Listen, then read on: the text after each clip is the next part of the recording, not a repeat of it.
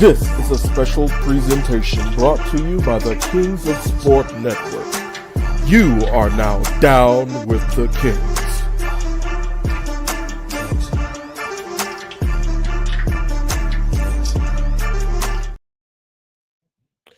Hi. Welcome back. It's your boy Ray, two-way Ray to be exact. No other Rays, but two-way Ray. And we are back again with another NBA Finals watch along, Juneteenth edition. Shout out. Uh, Learn your history if you don't know. I know some people that I work with didn't know it was a holiday today. They just thought that people didn't come out to send the mail because it was raining. But alas, it is an actual holiday today. So for those that celebrate, shout out to you. For those allies, if you don't already know the history, learn the history and then support those who celebrate. But without further ado, we're gonna jump right in. I know we just came off of the first leg of a back-to-back, y'all. So if you didn't already hear it, go ahead, head on back to our live section in our YouTube channel. Check out the third episode of Ring Theory, episode 3, like Revenge of the Sith. That's what it is. All right. So without further ado, once again, I'm gonna go ahead and welcome on one of the co-hosts who has decided to join me. And I believe the other co-host is going to be on his way as well. So let me go ahead. No intro necessary. Brother Gerard Downtown Brown. What's going on? What's good? What's good? Just got done with Ring Theory, episode 3. Check it out, covering a few different topics about wrestling coming up. SummerSlam, all in Texas, which I'll be in live to get those reactions for. But we game 6 over here, OKC versus the Pacers. I'm a Michigan person, so Indiana, we connected. I might as well just jump on the bandwagon for Halliburton and see where we go with this. So we'll see if they can survive and do their thing and win. Well, that's what's up. Well, I know I was just about to bring that up too. I think I was going to ask if there was some Midwest love, and I know OKC is more in the Southwest as well, but I think everybody up in that central time zone area, which is pretty good, because usually if we have like a West Coast team, then we usually got to wait like another hour before the game starts. So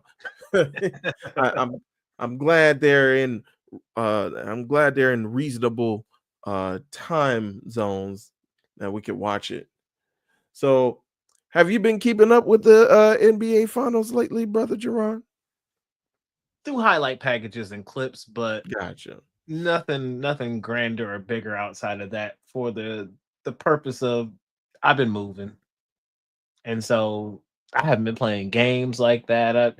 So I have to catch it on Instagram, or I have to catch the 20-minute game highlight. Well, they'll cover basically 5 minutes of each quarter and the biggest highlights of that quarter. And so I've been pretty much caught up to date. And this has been maybe it's not the most team-wise exciting finals for some folks and watching, and what I've just been hearing buzz-wise on the ground. Some people aren't hyped by these teams, but for me, competition-wise, watching basketball and watching people play, this has been one of the funnest finals I've watched in a very long time. As a outside observer of sports here and there, because I'm deep in the anime weeds. I'm deep in a lot of different weeds, and so I do watch sports. It's just I'm more of a live attender than I am a at-home viewer. Gotcha. Well, I know you talked about before on our podcast, you mentioned before that you are kind of getting back into more of like the mainstream sports.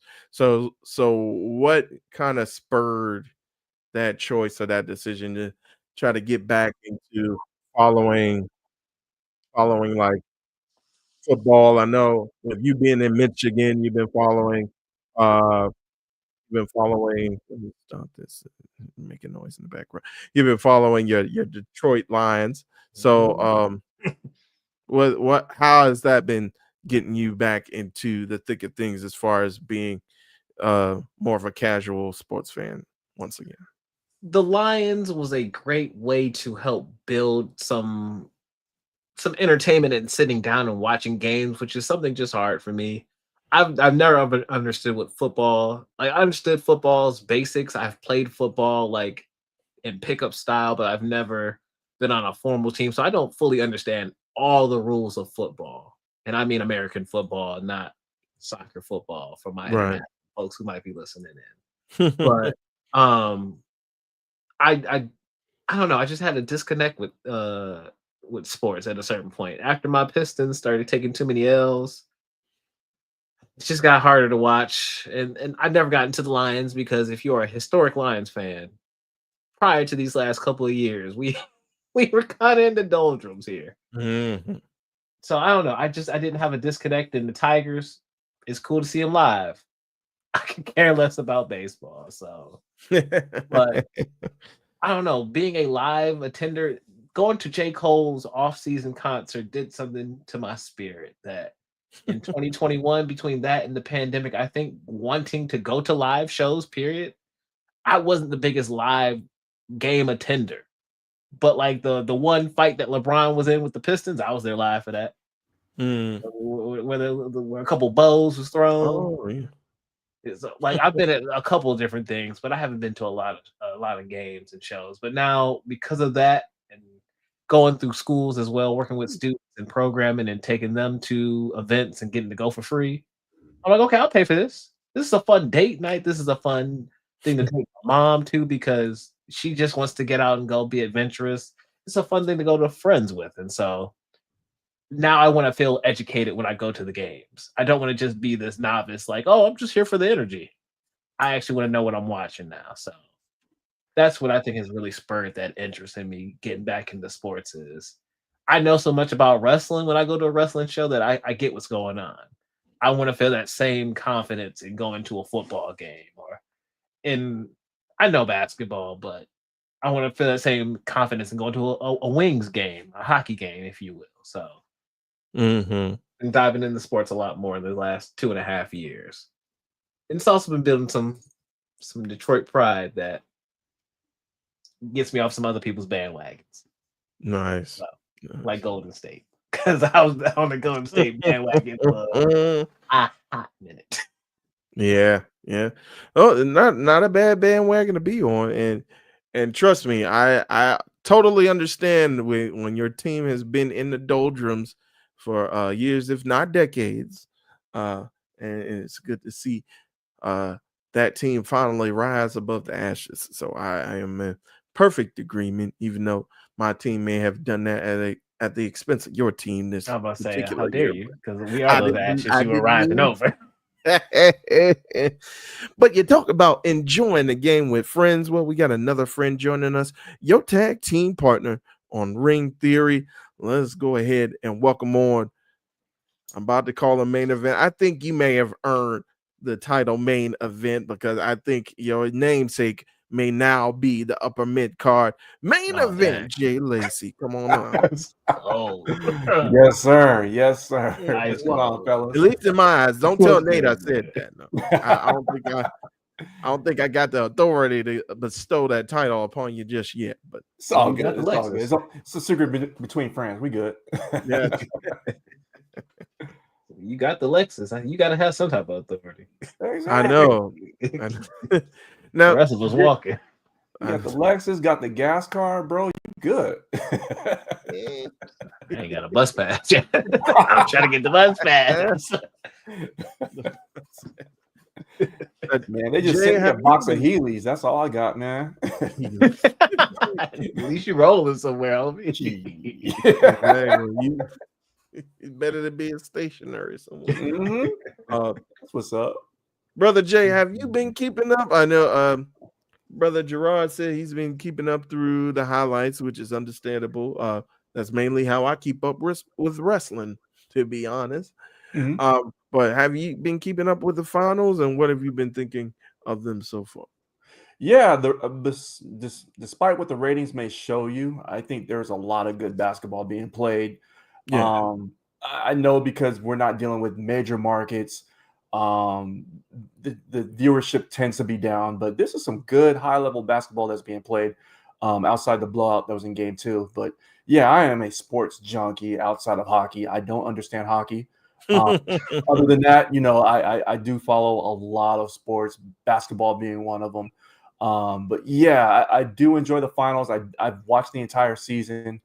And I'm not surprised that we are where we are with the two teams that are here. So yeah, I'm really enjoying what I'm seeing. I'm gonna be sad when the season's over tonight. That's my Oh, prediction. But spoiler. yeah, I'm gonna be sad for a few months, and then you know, life goes on. Gotcha. Well, don't fret too much, brother Jay, because the draft is coming up, so we can kind of go over that as we go through everything. And as I teased at the end of Ring Theory today, it's a lot of topics that we can discuss. We could talk about the Lakers, the majority stake ownership being sold away. We could talk about perhaps John Morant getting traded, maybe question mark, Mm. especially with them actively tearing down the the core of the Memphis Grizzlies right now. But I want to start off with as OKC is up 10-2 or now 10-4 with about 8 minutes remaining. Uh-oh, I might be on that delay again. I ain't seen nothing Sorry, that's that exciting. Midwest Yeah. connection. My But, apologies. That's been a theme for these last couple games over here. The tape delay. exactly. Well, he's losing the ball. I But couldn't do that if my three life was pointer. on the line. But I wanted to start off again with the actual game. Oh, good tape. Tyrese Halliburton, 0 points last game, ended up injuring his calf muscle. Now he's starting the game tonight. Do you guys think he's going to be a factor in tonight's game? Well, you kind of spilled a little bit of the beans as far as what you think about it, Jay. But what do you think? Does Halliburton make a difference tonight, especially with him being hurt? To me, if he's Uh, on the court, I thought you were saying to no, me. go My ahead, go ahead, apologies. go ahead, go ahead. Um, to give my non-analytical thought process, I'm watching him on the court right now. He's moving. To me, I can see where he's limping and he's having those pauses and whatnot, but he is more than just his body. And if he can use his mind to help move that team on the court to get that ball motion like we're seeing right now, we were literally just down 10-2. We It's now 12-13. And Indy is up now. They now have the lead. So with that kind of motion, if you can inspire your team, it's about leadership. It's greater than just what your body can do at the end of the day. When you look at the Kobe's, the LeBrons, the D Wades, all of them, it's inspiring the team. It's pushing your team and using your individual talent. And so this game 6 might be more about pushing the team and having that balance of his body taking a little pause for the cause, a little foot off the gas. Look at these mugs. Look at these mugs. Yeah, and you kind of mentioned it real quick. You kind of mentioned the ball movement around and relying on other players, and we've been talking about it on these live watches. I think the bench for the home squads have got to make a difference, and Nemhart is making a big difference. Scored 8 points in a row so far, so this guy is trying to pick it up. So I think that's really going to make a difference in the absence of Tyrese Halliburton if he's not able to get back to his usual self. So I think that'll make a difference. So what say you, Jay? Do you think Tyrese Halliburton being injured, do you think that he can overcome it to make a big difference in this game? Again, I know you already gave a bit of a spoiler. A little bit, but it was a teaser to what I really want to say. So, two things. if the legend of Tyrese Halliburton wants to grow, if he wants to go from, yeah, he's a good player, to be in the conversation of being a superstar player, Ooh. he needs to show up for his team tonight. Mm. And right now, he's a very good player. I mean, even when he was with Sacramento, he was a good player. And some even said, well, why are we getting rid of this young stud when you could have gotten rid of De'Aaron Fox, And so there was some talk about that, some chatter about that. So he's actually on a mission to get his first chip. And in order for him to bring his team to the promised land, he's got to show up and show out, injured or not. If he's injured and he's hurting, he needs to play a little bit smarter, and he needs to convey that to his team that, hey, I need y'all to pick up the slack to help us win the chip. So the second thing I wanted to say is, when I used to coach my little my sons in their basketball, their little leagues or whatever, for that matter, I told y'all I lean a little bit towards the dark side a little bit, right? So what I would tell my kids, they're my little minions at this point, right? So what I would tell them is, Mhm. I want you to play so hard that the other team quits on their coach, that they quit on their team. And that same similar Mm. message has to be conveyed to, from Tyrese to his team about the Thunder. Because what you do not want to give is give a person who's desperate and they basically out of it. You don't ever want to give a dying man hope, because if you give them hope, what happens is they start to believe, and that little small belief starts to snowball into something like, this lead is not insurmountable. We can't overcome this. And so right Mm. there, I think what's going to happen, I think since they're at home with the Pacers, they're going to have to give their 120% effort in order to stop the Thunder from getting their championship. So put it to a game 7, my opinion. Gotcha. All right, so now I don't know. You kind of flip flopping now. First you were saying it was gonna be over tonight. Now you say, I'm thinking it's going to be over tonight, but I'm just saying the message that he needs to say to his team is, look, if we want to live to fight another day, we need everybody all in. So Mhm. I still think the Thunder are going to do it, though. They're just too much. Yeah, yeah. Well, to kind of stick around on that thought with them possibly leaving the door open and Rick Carlisle uh, being in the mode or being in the position of saying, "Hey, we can do this. We still have life."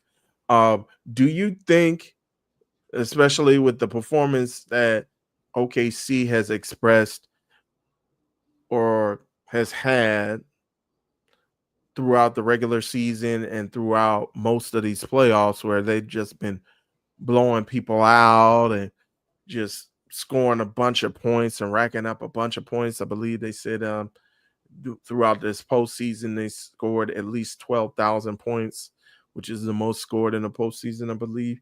Um, do you think that them leaving Indiana is pretty much, or leaving them, giving them a chance to get back into this? Do you think it's underwhelming for them? And do you think that it's pretty much they are underachieving? Or do you think that maybe it's just the signs of a young team and that they can still rebound from this, um, whether they win or you lose the chip? Do you think that there are big expectations out for OKC and that they should have those big expectations for them? And Jay, I'll go with you first. 100%. I mean, they've made these moves to go ahead and get this championship team assembled.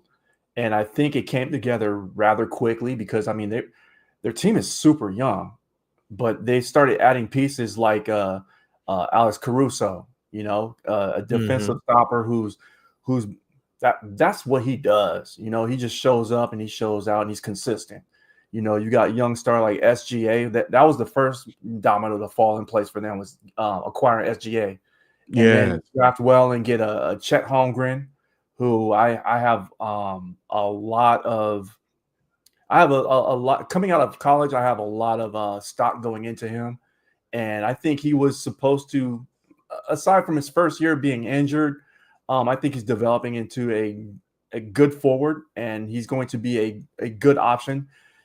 And on this squad right here, he's not even the second best option to go to. Some nights he is, but you got a Jalen Williams, option number 2, dropping 40 the other night. So you got pieces like that, and they're gelling together, and they're so young. I mean, a lot of commentators would be like, they're too young to understand the gravity of the situation that they're in.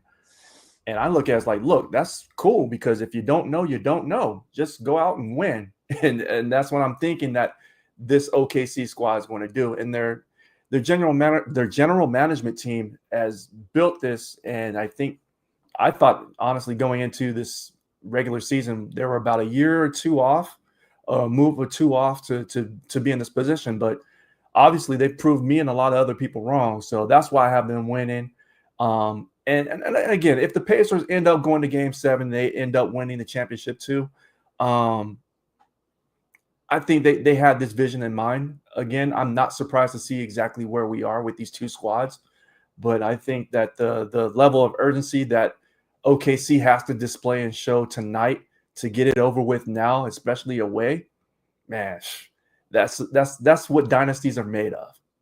I get you.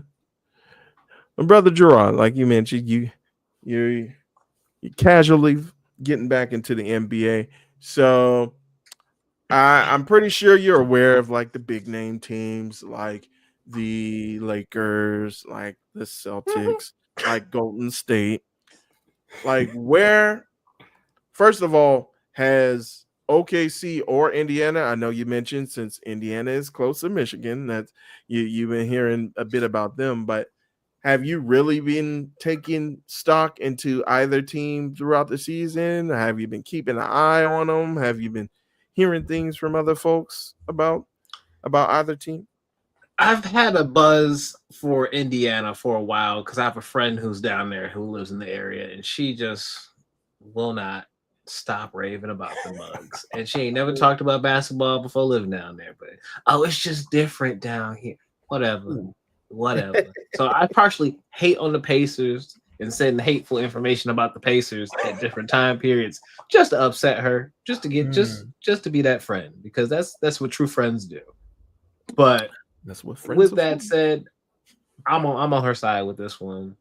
I'm looking for the Pacers, and it's because it's that young underdog story. Because one professor from LA once told me that, the Pistons just won because of this, that, and we had personal problems going on in our lives down here in LA. We had this, that, and the other. So the Pistons, of course, we slipped on a banana peel too. We just basically handed them the championship. Nah. The Pistons was an effort that took place of building something amongst them. It even took a brawl with the Pacers that year prior to the championship to show what type of fight we had. We've been labeled the bad boys in Detroit. And so they did their thing back then. I think this is the time for Indiana. And I don't see this as a champion versus the person who was supposed to be the tune-up fight getting more of a win, or maybe the young up-and-comer who the champion should just wash. And so I heard about OKC prior and how the fact that, the East is so confusing. The East is all over the place with who's going to go into the finals. But we know OKC going to be over there. Well, that's cool, because we know OKC going to be there. And so I've known OKC was going to be down that path. I haven't followed them much since Westbrook left. So I don't really know much about the team outside of that, besides they were number 1 in the West. And so to see them at this point, and they're a young team that's been crafted from what you all are saying, I don't put no bones against them. You are a young championship created team that is now coming up against a hungry Midwest team that you just didn't see coming. It happens like that. And this is where you see people awaken. I'm going to use one of my anime terms, awaken. This is where you see people hit that next level. And this finals has been, to me, watching a Halliburton push his body to the max and then say, you know what, I'm gonna get myself on the battlefield, even if it costs me it, because we want that gold. They treating OKC like their name is Terry Bollea, and they coming for you. So like they hungry for it. Yes, they get knocked down, but they also hitting you with that Captain America. I can do this all day. And so we gonna see what breaks first, they body or their soul, like a bang used to say. But I think Indy. I mean, look at us. Look at us. Let me take that us out of here. I'm about to say, you sound like you investing in this one. Exactly. Look at us. We about to a lot of we's and us. Yep. We in the Midwest. That's the only reason I'm playing with them, because they in the Midwest with us. I could get to this arena in 3 hours if I needed to. That's 3. Like, I was next door to this for the Rumble. So that's 3 hours to get to Lucas Oil and all of them down there. That's nothing. That's Nathan. But no, I've heard the buzz about OKC, but I don't put them in that same position of like, well, you should have just washed them. I don't think it's just that easy. It's been a long time since I feel like it's been like that for certain people in the finals. Just that easy. Like this feels very competitive. This feels back and forth, and this feels like it's the way it should be. People expecting something less. I don't know why. Do you want less basketball? Do you want less sports? I don't. I want compelling back and forth dramas, and that's what you get in the NBA Finals when you get to a Game 6, to a Game 7. So let's see what the Pacers got. Because if they make it to the finals after this, and they make it to Game 7, they lose, no sweat off their chest. Because to me, you outperformed what anybody thought you were going to do in the first place, in my opinion. Because I don't feel like the Pacers were in that discussion. And then people talk about, oh, it's going to be 4 games. We on Game 6 now. They still proving you wrong. And I'm not talking about anyone specifically here. That you was not meant to be pointed, but for the folks who thought the Pacers weren't going to make it this far, they still here, and they still talking. Well, I think, to kind of push back just a little bit, Gerard, I think it was less about the Pacers and more about, man, OKC just been blowing folks out. They just been destroying folks. They've been winning by 30 like every other game. Like, they've just been destroying folks. So I think with OKC, a lot of people were kind of likening them to Thanos. It's inevitable. It's going to happen. They just going to roll through them, and then we're going to have them raise up the chip. So I think that the Pacers throughout this entire playoffs have been overachieving and been like keeping themselves in the hunt, whether it be with the Knicks or with Cleveland, who was the number 1 team on the East. So I think that they've been proving folks wrong, and they've been proving themselves right as far as how gritty and determined they are, and how other folks, as we were talking about in other live watches, other folks on the team can step up when Halliburton is on, when he's off. Other folks can step up and pick up the slack. So I think OKC, and plus you have a terrific coach in Rick Carlisle, a championship coach in Rick Carlisle, who's been molding these young boys. Whereas on the other side, I believe it's Manigault or something Gold. But their coach is relatively young on the OKC side. And you do have like these young pieces, but to Jay's point, they've already been starting to develop, but they haven't fully bloomed yet. And so you're kind of catching them at an early point. And to harken back on what he was saying, as far as this team growing into its own, they still have, I believe, 13 number 1 picks, like in reserves for the next 6-7 years. So if these guys who they have now become more developed, more seasoned, and more experienced, and then they'd be like, oh, well, I want more money. Sayonara, we got another number one pick. And of course, as friend of the show, Bomani Jones always says, pretty much those lottery picks are pretty much that. They're lottery picks. It's like you never know what can happen. So like those draft picks are lottery picks. You can have a number one guy, or for the case of Detroit in 2003, you can have a Darko Milicic. So Human it's like cigar. yeah, it's like you get you got to be careful, but I trust that Sam Presti has been doing tremendous work already, so I think he's going to continue to develop that squad, whether it be with the guys that they already have or with guys that they're scouting for in the future. So we'll see. One more thing before we jump topics. Let's not forget that Indiana got here by a great stroke of luck. All right. Yeah. Let's look at the Milwaukee Bucks. Let's just say that Damian.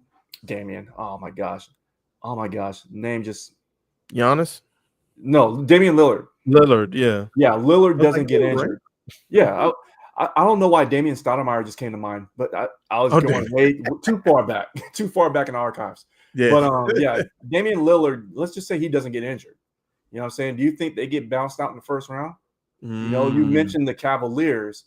They ran across a hotter team, you know, and also Jason Tatum.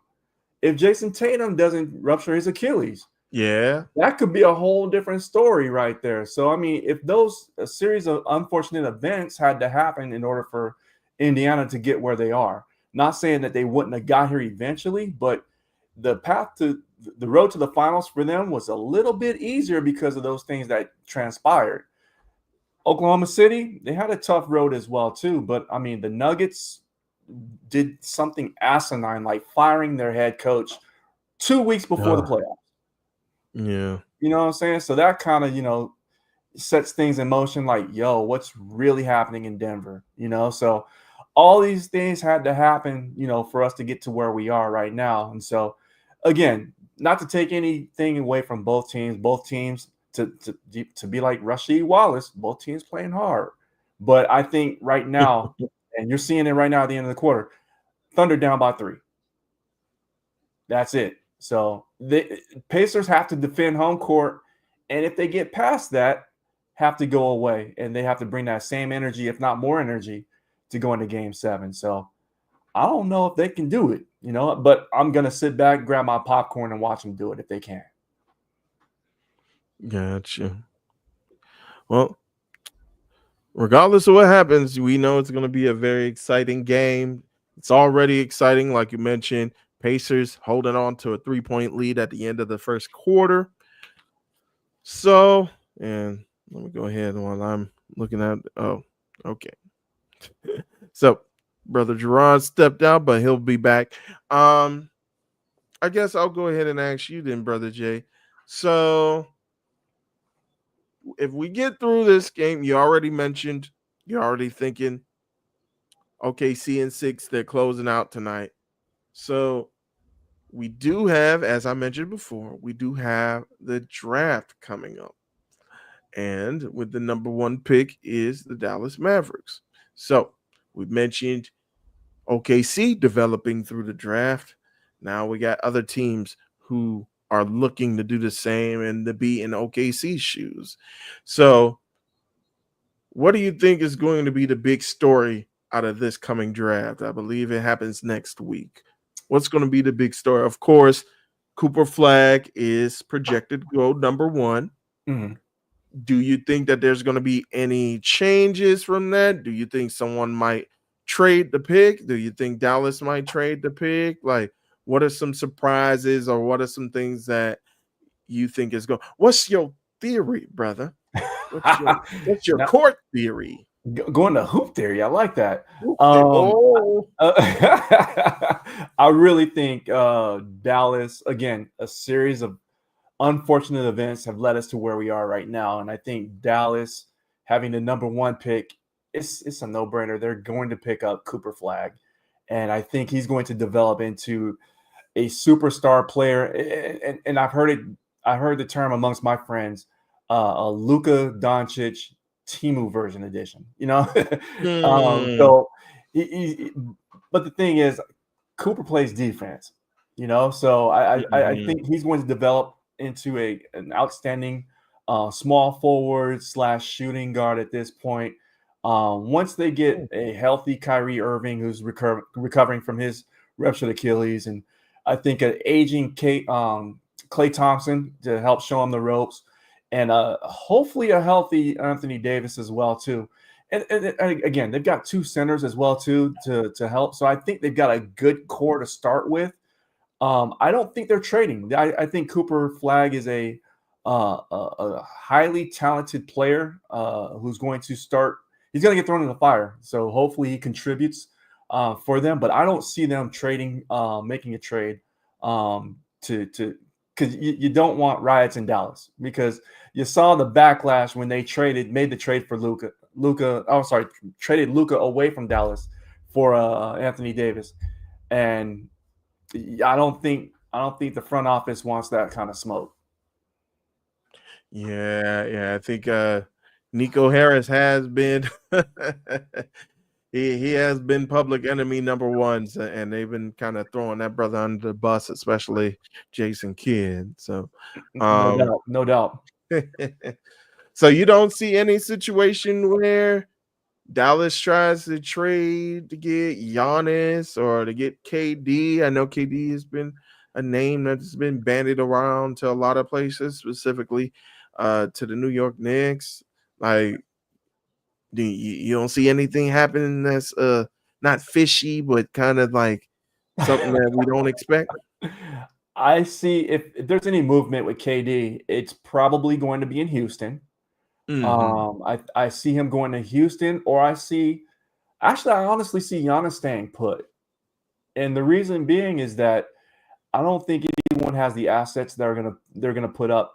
He's not gonna want to go to Miami because of the whole Pat Riley thing and how he treats superstars, um, or how he mistreats superstars, I should say.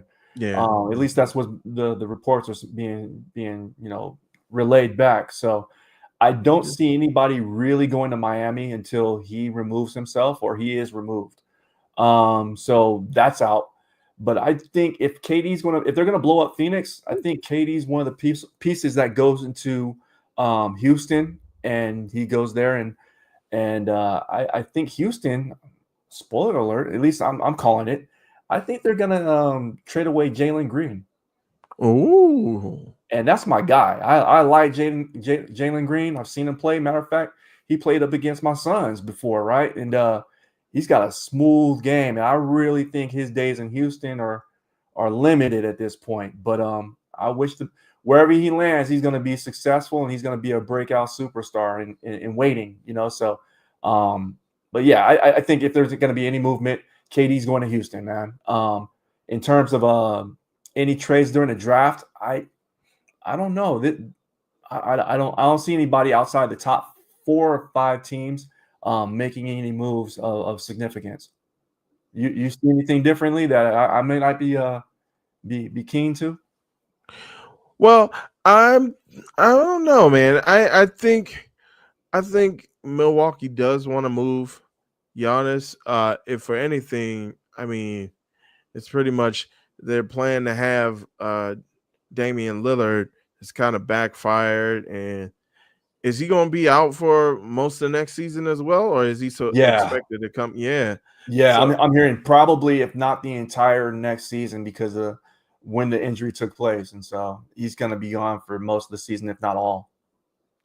yeah, so I'm just thinking, cut your losses, try to get whatever you can for Giannis, and then not sure if you can move Damian, but maybe have him stick around until his contract expires which I have to check on. I don't know how many years he had with once he signed with the Bucks, but Mhm. just just and see what or see if you could get anything for him.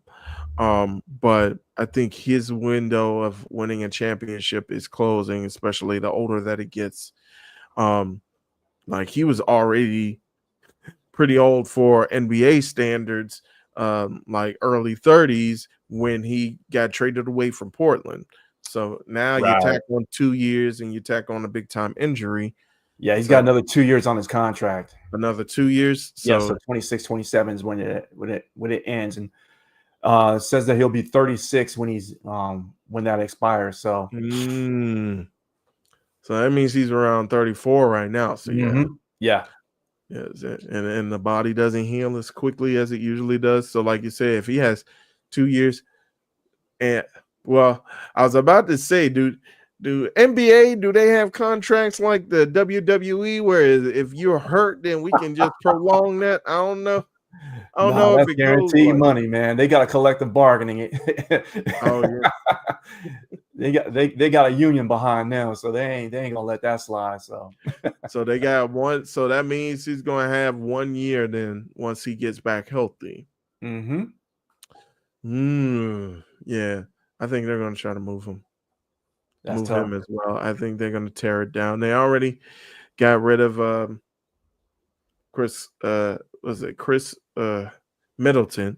Yeah, yeah. So and of course they got rid of Drew Holiday. So yeah, I think they're just gonna tear that down and trade for Giannis. As far as anybody else trading, at least in that top five, I'm going to go ahead and check that out. So in that top five, you got the Mavericks, Mm-hmm. Spurs, 76ers. I believe is that the Hornets, the Mm-hmm. Hornets, and the Utah Jazz and my lowly Wizards at number 6. Uh we couldn't even get the draft right. What I'm really holding my tongue right now. You thought I said some bad stuff about Def Rebel. All right. Talk And is about that it. brother? This could be your therapy session, man. You can't don't hold that in. Maybe a little later. Maybe a little later. I don't drink, but once I get a little bit looser during the game, maybe we'll Okay. see. But yeah. But yeah, I don't know.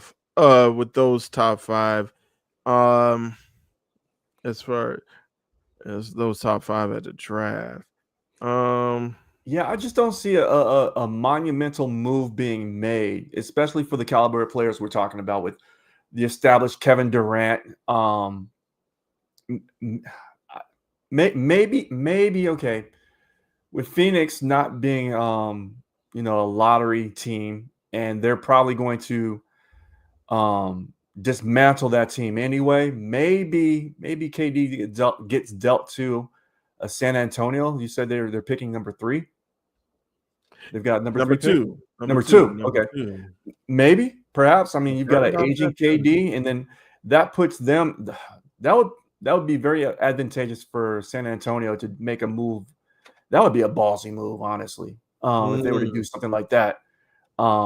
Because again, you got lottery picks. You don't know what you're getting outside. I mean, outside of a Cooper Flag, you don't really know, and there's not even no guarantees with him.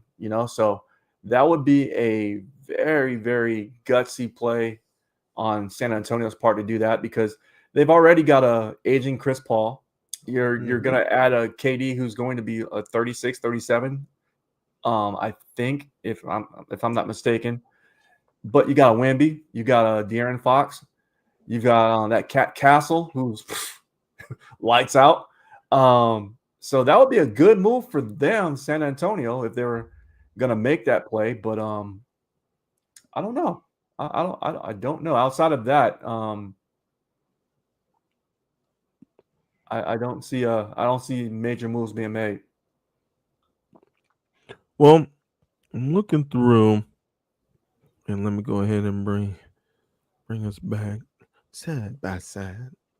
Um, I'm looking through at a mock draft. Of course, I got Dallas taking Cooper Flag. Mm-hmm. You got San Antonio taking Dylan Harper, Okay. who's a son of Ron Harper, who I didn't know until yesterday. Okay. So then you got the Sixers taking VJ Edgecombe from Baylor. Okay. You got Charlotte taking Con Nupel or Nuppel. Yeah, From out of Duke. Yeah. That's he's nice. And then to round out the top 5, you got Utah Jazz taking Trey Johnson from Texas. So you got a pretty guard heavy top 5, with the And if exception I'm of not mistaken, they're all freshmen. or Cooper Flag. Basically, Yes, they're I all believe they are. one year removed from high school. Let's keep that in mind. That's wild. Good old one and dones. Good old one and done. NIL money. Indeed. Well, somebody who's never one and done, who's always gonna stay till either his contract expires or until the job is done, is the Godfather himself, proprietor, co-owner of Nefarious Media Network, or he might be the only owner. I don't know who else is the owner. I ain't no owner. I ain't got no ownership stake just yet. Maybe I have to talk to Genie Bus or something. But without further ado, let's bring on the Godfather, Nate Milton. Got the steam, got the purified brother for Juneteenth. You know what I'm saying? No. Got to ward off all of the evil spirits. Oh, you on your Kyrie. I'm on my Kyrie tip right now, brother. I see. I don't care if those spirits come from the Oval Office or I ain't gonna start nothing. I was gonna start something right. I ain't gonna start nothing this early. Coming in hot. That's how you can tell, man. It's been a long day, brother. Had to get the humidifier out with the vanilla and lavender and coconut. Okay. I don't blame you, Purify brother. the air around here, Ray Williams. After a hard day's work, sometimes you just want your air purified. You just want to come into a safe space. You know, it's a lot going on, man. There's a lot going on, Ray Williams. I caught the end of Ring Theory with this man, upper mid card Jay Lacey and Gerard Downtown Brown. The brothers did it big. Brothers did it under 2 hours. I can't believe it. I can't believe it, Ray Williams. Even with me talking a hole in their ears towards the end. Even with you disparaging and slandering the good people of Def Rebel. Boo. Boo them bums. See, now you done ruin your birthday present. I got Def Rebel. I actually put up the money to get Def Rebel to make you a theme song. Two-way Ray. And now you don't get that, Ray. You don't get that because you threw shade at Def Rebel. That could have been yours. No, I thank you for not getting it. I wouldn't buy a theme for my worst enemy from Def Rebel. Like, damn, like here's the thing. Everything in life is based on perspective, right? In hindsight and retrospect, I feel like we was a little too hard on CFO. Like, said we? I feel like the culture in general was a little hard on CFO. Like they had some hits, but they had some misses too. And I think we focused on the misses at the time just because they was following the GOAT. Because they was following Jim Johnston. Yeah. But it's like if they were on their own, like if they were out there making theme songs for TNA, we were like, yo, TNA, these dudes making these themes for TNA's on something right now. But because they followed the GOAT, we was kind of like, they all right, they cool. They got some hits, but they ain't Jim Johnston. But now we've seen how low we can truly go. That's the truth. With Def Rebel on these streets, we like, damn, CFO, we really should have appreciated you more and giving you your flowers in the moment. Yeah, I think and to kind of bring it back to basketball, I think the CFOs were Tyrese Halliburton in game 1.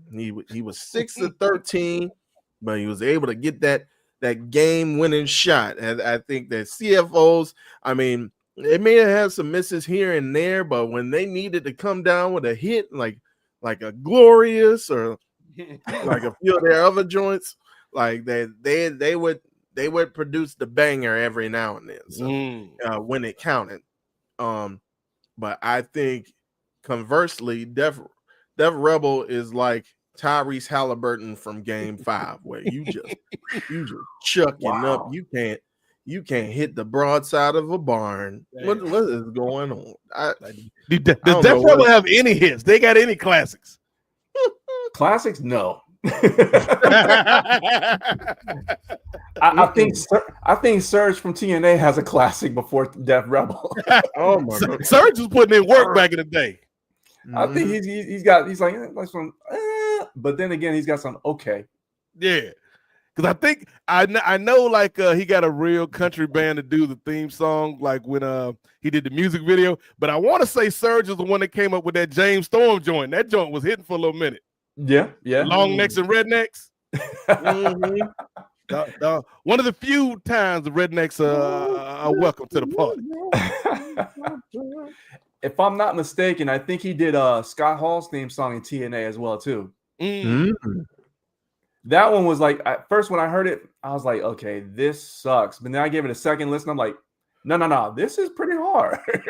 Then he had his misses too, like that Rob Van Dam joint. I think that's where Def Rebel got their ideas from. Yeah, it was like, yo, that Rob Van Dam joint is hot. Make every song like that. Rob Van Dam. Exactly. Like, that's the whole song. That's all we do. No variety. Now, who did you mentioned James Storm? Who did the Beer Money joint? That joint was heat. Was that Beer Money was heat too? Is that Dale Oliver? I know he's done. Yeah. Okay. So Dale Oliver was the Jim Johnston of TNA because Dale Oliver had that joint. Dale Oliver made the AJ Styles joint. Like whatever you think about Jeff Jarrett or not, that Jeff Jarrett theme song hit to me.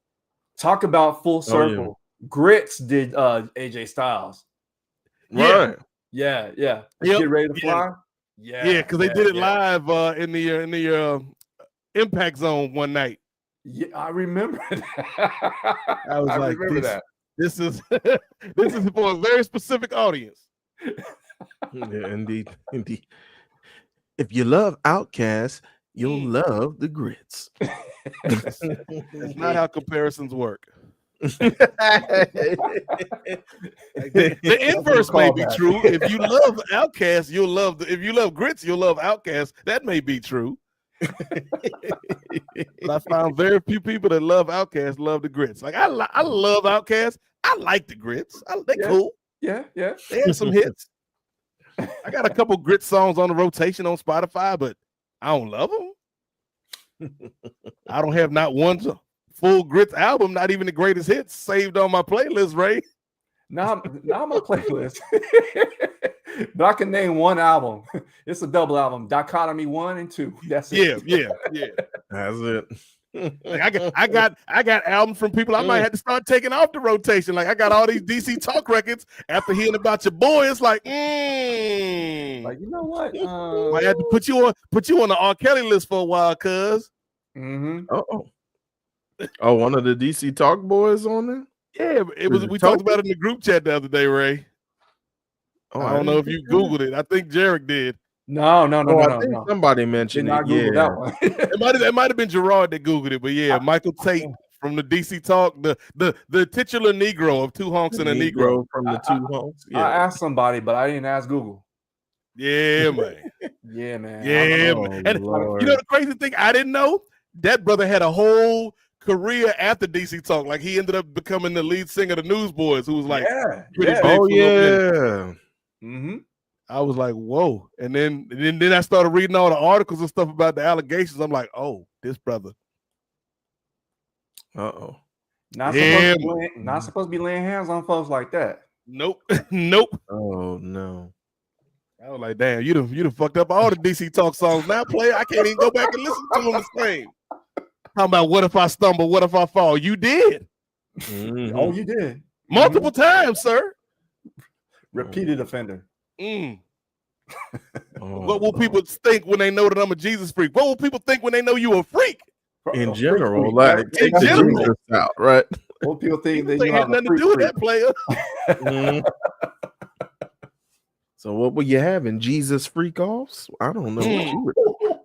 Jesus said, I ain't in that, dog. I'm all seeing, all knowing, but I wasn't a part of that player.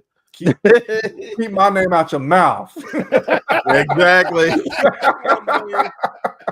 I ain't had nothing to do with that, cuz. Nah. Oh Lord, I'm gonna have to look that up. That's crazy. Man. Like I was so sad. I was looking at it when I was at work the other day, man. I'm like, damn. Like for real. Like in high school, like I was like that. Cause like when I was in my band, I'm like, man, if we could be like DC Talk, I'm gonna meet an old boy, da da da da. And like, oh, I'm glad we didn't get to a certain level with our band, and I had to meet that dude. Might have turned out a little differently. Like, why were you kicked out of your band, Nate? Oh, because I had to squabble up with old boy from DC Talk. Like, why were you fighting old boy from DC Talk? Like, you don't want to know. You don't want to know. Not socially acceptable, no. Damn, all these songs has a different meaning now. Right? I guess Yeah. I'll have to learn the hard way. Some people gotta learn the hard way. Wasn't reading them red letters, were you? And it was good too, Ray. They had all the records. Oh I yeah. want to be in the light as you are in the light. You was doing a lot in the dark, brother. Mm-hmm. Ah, that's crazy. And it's crazy how, just like you would think with people being in the Christian, like contemporary Christian scene, that you would think that they would actually live by these the creeds that they spout out in the songs, but it's a lot of them who don't. It's crazy. Yeah. Not to make it not to be all up Not on to the get dark in down. there. I know. Well, I mean, some would say the Christian music industry is just a subset of the larger music industry. So everything that you find in the music industry, you could find in the Christian music industry with just a side of hypocrisy. Yeah, temptation is temptation, though, So it is what it is. I mean, it's crazy. They wrote 2 songs for the X-Files, Ray, for the X-Files movie that didn't get picked. Like the first X-Files movie, Fight the Future, starring David Duchovny and Gillian Anderson and the rest of the people from the TV show. Mitch Pileggi was in there. He was doing his thing, right? You don't know nothing about them X-Files, man. But they wrote 2 songs. Like one was called "The Truth Is Out There," and I can't remember the other song. "The Truth Is Out There" was actually a decent song that fit the vibe of the X-Files. But now again, the truth is out there, Michael Tate. The truth is out there, brother. Hey, some people gotta learn the hard way. Yeah. X-Files, that first movie was all right, Ray. Gillian Anderson, another fine cup of milk from back in the day. That's allowable, Ray. I'll allow it, even on Juneteenth. Even though I just found out a few years ago, Gillian Anderson actually British. I thought she was American this whole time. Oh yeah. Okay. She over in England, like doing TV shows and talking like this all the time now. Tony Kukoc? Is that you? Actually, another recall. Bringing it back. Tony Kukoc like, Ray, I heard that shit you was talking about my boy Darko Milicic earlier. You don't want these problems, Ray Williams. Steve, this man Ray been talking shit about us, our people. Yeah, Darko, Steve, and Tony Kukoc coming for you, Ray? Everything. 3-man booth. Yep. Is Def Rebel Serbian? Is Def Rebel Croatian? I know who I was talking about. Oh, that Tony Kukoc song gonna be hot. Kukoc. Kukoc.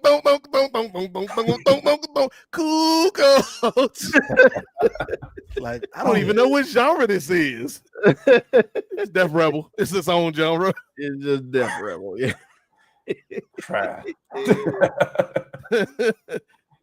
Looking through. Yeah, there you go, ladies and gentlemen. Michael Tate, former lead singer. Well, I guess technically he wasn't they were all kind of lead singers. Well, Michael and Toby, Kevin were the singers. Toby was the rapper. Yeah. And then Toby sang too a little bit. But yeah, Michael Tate from DC Talk and the Newsboys, which I learned this week. Michael Tate had like multiple allegations of improper sexual contact with several men on his tours over the years. Like at least 3 people put their names on it, but they said there were several more people that have alleged like over the last few years have been abused by Michael Tate. It's like, wow. It looks like he drugged them too, so he pulling. Yes, off. Yeah, I forgot that part. Yeah, he drugged them and that's the other thing that came out. Like apparently he had a big cocaine problem this whole time we ain't know about. Wow, goodness. Yeah, man. I think the headline said biggest open secret in Christian music. People knew about this. That's the crazy thing. Old girl Haley Williams off of Paramore, Black ally Haley Williams was like, she blasted the whole contemporary Christian music industry. She's like, a lot of people knew about this and didn't. If you knew about this and didn't say anything, then you're part of the problem. Exactly. And then she also said, because her theory, and again, this to me, these are 2 separate conversations that need to be had, but they're being had simultaneously because it's both dealing with pertaining to Michael Tate. She believes that Michael Tate was closeted, and because of the genre that he was in, instead of living his life openly, he lived behind the scenes. Now, I would say to Haley Williams, like, just because you live in a closeted life, that doesn't, like, that it's not a 1-to-1, because that doesn't mean you're just out here abusing people. But I get her point. Like, if he felt he couldn't express himself fully, then maybe that played into it. But at the end of the day, he got to become accountable and take accountability for the stuff he did. Like, whether you're gay or not, whether you're straight or not, like, you did wrong. You messed up. You hurt a lot of people, brother. Yeah. You can't drug people against their will. You know, that's right. Yeah, you can't do that at all. That's inexcusable. Like, who was, I know you know this, Nate. It pertains to the world of superheroes, which you could find in the upcoming newest podcast series, Super Salad, coming out. That's a great. Who came up with that title, Ray? That's a good. I don't know, man, but like Super Salad, I get it. It rolls off the tongue, but I was big into the first season of The Boys, but then I was like, it's so much cussing. But I really dug the first season, and it reminded me, or I think this story kind of reminds me of the character. I guess it's supposed to be like the Jesus freak. No pun intended. But then he's caught like on, I guess they catch him with a secret camera, and he's partying and doing drugs, and then with being with men of age. So it's kind of like people wonder, like, man, this is far-fetched. Like, how did they come up with this particular storyline? Well, apparently it must be it must be true about some folks in Hollywood and in especially in the music industry. So I mean, hell, you don't even have to go to Hollywood, a celebrity, like the Catholic Church. Full stop. That's true. Like, if you're talking about people that were in certain positions that use those positions to take advantage of people that believed in them and followed them and stuff like that. Because a lot of the people, according to the article, that Michael Tate was abusing were people that were either like groups that were like on the come up, that were like opening for newsboys and stuff like that, or they were people that would come to concerts and he would drug them up and stuff like that. And it's like, yeah, these are people that are looking up to you for a certain reason, whether it's your message or your music or you like one of their role models, whatever, and you doing this to them. It's like, come on, man. That's almost like a God complex. They see you in a certain light, and they would hope that you would not take advantage of them, or they may not even see it, but until it's too late, and that's unfortunate. People just taking advantage of situations, and it's unfortunate, man. So yeah, like, there's one story in the article where it's like one of the guys, Jarek, and he's like they opened for newsboys or something like that. Mm-hmm. and he's like backstage after the show, like everybody's kind of kicking it, and then everybody kind of goes off on doing their own thing, and Michael Tate's like having a conversation with the guy who I'm assuming like Michael Tate is like in his late 50s maybe. Oh wow, that old. Because I want to say when I was a kid listening to DC Talk, I want to say they were like in their 20s. So I'm assuming they're like probably maybe 10, 15 years older than me, somewhere in that range. Yeah, he's 59. 59. Okay, so yeah, he's almost 60 years old. So I'm assuming like if you're a band that's opening for the Newsboys, you're probably in your, at best, early 30s, maybe even like late 20s, mid 20s, maybe even younger. And so like he just offers this dude cocaine out of the blue, and it's like, first of all, like this is somebody I grew up listening to, and they're offering me cocaine. Second of all, we're both Christian musicians. That's crazy. Why are you offering me cocaine, sir? Mm-hmm. Like Cat Williams, I can see you. I can see you. Not the weed. yeah, right. If it was the weed, I'd be like, okay, cool, maybe, you know what I'm saying? He gets him closer to God or whatever. But the cocaine? That's wild. That's wild. Like my man came through with the cocaine talking about you want to party. I'm like, that is like, and it's like, what do you say in that situation? Like, I know what I think I would say, Ray. Again, going back to me and Michael Tate having to squabble up. But it's like, I don't know in that situation what I would do. I could tell you exactly what I could do. I would do. So, story time with Jarek. All right. So me and my wife go down to Cancun and we celebrate. We having a good time. And we stay at the resort. And my wife is Mexican. She speaks Spanish. I'm trying to learn Spanish. I know some words to get me in and out of situations. Okay. So we go off of the, off the resort, and we just start exploring or whatever, right? So I'm like, hey, since we're in Mexico, I want to get me an authentic luchador mask, right? So I study up on the luchadors who's hot at the moment, right? And I go into this mall, and this dude's like, I'm like, hey, I'm looking for some luchador masks, and they asking for some outrageous prices, like $40 a mask. I'm like, okay, no, I know we could do better than this. I know. I was born at night, not last night, bro. I'm not gonna do that. So I go to this other shop, and I'm like, hey, bro, I'm looking for a luchador mask, maybe like a Silver King, maybe like an Atlantis, something. I need something. He's like, hey, I got what you need. I'm like, you got what I need? He's like, yeah, come back here. So I follow him back there. My wife's at the front of the store, whatever. He's like, hey, I got some cocaine. I'm like, yo, nope, we're not doing that. So you said you want the Silver King. I said, no. I'm like, man, we're trying to dip. We out. He's like, no, I got the multi. I was like, no. I'm not trying to get caught up like that, bro. So I can tell you already. Got that K-Dog. I'm done. All I wanted was a mask. I got that Del Rio, bro. I got that Del Rio. That El Patron kid. El Patron. I might have taken that, but I didn't. Those cars. None of that. Nah. Damn. Yeah. He said, "You want that Silver King for real? I got that El Dandy Playboy." Seriously. Yeah, that's crazy, sir. man. No, sir. So I'm dipping the first thing out of there. Nah, not even a chance. Yeah, that's crazy though. Like, dog, why has you got coke? Why do you even have cocaine on this tour, sir?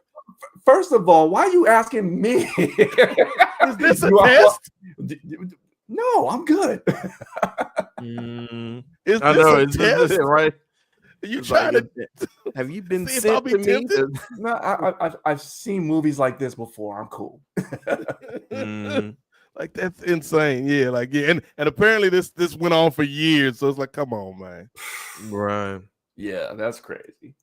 And then that makes you look at the other guys in the group differently too. It's like, you guys let this happen. Yeah. Even if you weren't participating in it, it's like you let this happen. And the only good thing, and I say good, like obviously it's all relative, is that this was not a DC Talk thing. It seems to have started in like 2008. Okay. So they had already broken up. The DC Talk had already dissolved, been broken up. You know, they pop on each other's records from time to time, but they wasn't really a thing. And then I think around 08 is when he joined the Newsboys. Oh dang!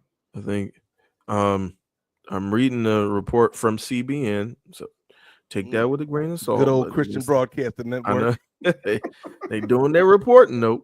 As CBN News reported, a more than 2-year investigation by the Royce Report was released in early June, alleging that 3 men were groomed and sexually assaulted by tape between 2004 and 2014. 04, that's what I meant. Yep. So wow. Yeah. Like that's crazy. And I think they asked the Newsboys and they were like, well, we knew he had issues, but we didn't know it was like this deep. And it's like, like I understand he probably like, because people that do stuff like that, they're good at hiding stuff, but somebody had to know, man. You can't be around somebody, especially in a band, for like a decade and not know what's up. You around these people a lot more than your regular family. They are your family, so you got to be leaving clues around. Like, hey, who's got this? Who keep leaving spoons out? Mm-hmm. Who got these needles? something, you know what I mean? There's always something. Like Mike's always got a lot of energy before the show, and then he just crashes. What's going on? Right. He's sniffing a lot. Like you can't tell me there were no signs of a decade of my boy out here being high and taking advantage of people and assaulting people. Like somebody had to know something. Yeah. So that's crazy. Right. So let me show y'all something. So let me bring myself. Ray got an autograph 2 Honks in a Negro album. Nah. So the best part of that clip, by the way, Jay, is I think it's Toby who's like, because Arsenio was like, well, what's your style? What do you do? And he's like, when you really break it down, we're just 2 Honks. I'm like, no, Toby. What? Yeah. When you really break it down, Arsenio, we like you had to I say was it like looking that. at Arsenio's reaction, man. That was classic. Yeah. Arsenio was just like, I don't know what to say about this. Like you letting them call you a Negro in song to your face? As soon, gleefully, right. As soon as they sung Negro, he couldn't.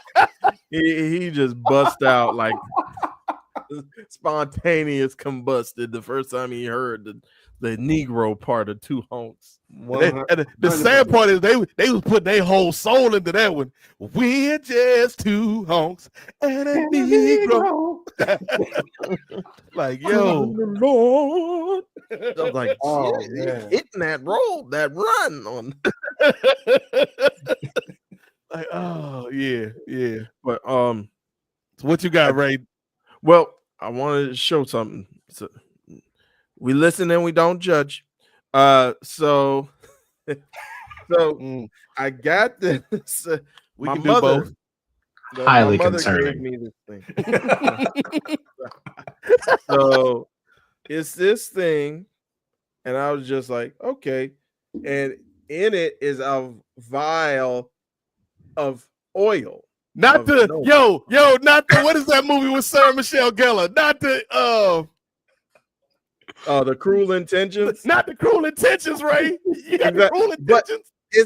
It's actual oil, y'all. It's none of that stuff. I didn't know about that stuff until Sarah Michelle Gellar on these streets. Like, I ain't putting it on the fingernail and going like I ain't doing that. That's another good glass of milk, Ray. I'll allow you that one. That's another good glass of milk. All right, no more. I'm here now. I was listening in the backstage while I was making my dinner. You got away with the '90s one. I'm not gonna let you get away with this one. Now. You're not gonna let me get away with it. I get one per decade, Gerard. That's the rules. I got Jillian Anderson, Sarah Michelle Gellar. Not on this day. Let's see. Who's 2010s? Who's 2010s? Who's 2010? But I say that to say Flavor Love. I don't know. I say that to say maybe that's probably how Michael was getting down. He probably had like the little vial, but nobody could see it. It's just oh no, this is my anointing oil. Like nah, the hidden in plain right sight. Through you. He was on his Sarah Michelle Gellar. That was a crazy movie. 90s was a wild time, as Jay Lacey always says. 90s. Oh, yeah. Let's make this movie about Sarah Michelle Gellar being an addict and she makes her brother sleep with his cousin or something. I can't remember the details. It was a crazy movie. Yes. All right, we got a bunch of crazy stuff going on in the chat. Whoever Doug and Illogical Canadian are, What's going on in the chat? They squabbling in the chat, Ray? no, it's like multiple people. I think it might be the same person. Kevin Durant, is that you? Talking about Duck and Illogical Canadian. KD with the burner? It might be. Say his name, he appears. We were talking about him earlier. But I think KD should go to Houston. That'd be a great fit, right, guys? I did say that. I think Houston and San Antonio would probably be the best spots, realistically. But how do they get there? I mean, we were just saying that, San Antonio has a second pick. Are they willing to give up that second pick for Durant? That's a heck of a gamble if you do, though. Yeah. I mean, I might be inclined to do it, though. It depends on what they feel their window is with Wemby. Like, is this a 10-year thing? Is this a 5-year thing? Like, what do we want to accomplish with Wembenyama? I think because you got Castle, you got Wemby. They got somebody else, too. They've got Chris Paul. De'Aaron and Chris Paul as well. Yeah, like I'd take a flyer. Like I'd at least ask and see what Phoenix wants to see if the price is too steep. Like it's something I'd definitely consider. Yeah, I could definitely see Phoenix blowing up their squad because this ain't it. They got hoodwinked and bamboozled by Bradley Beal, raised boy on these streets.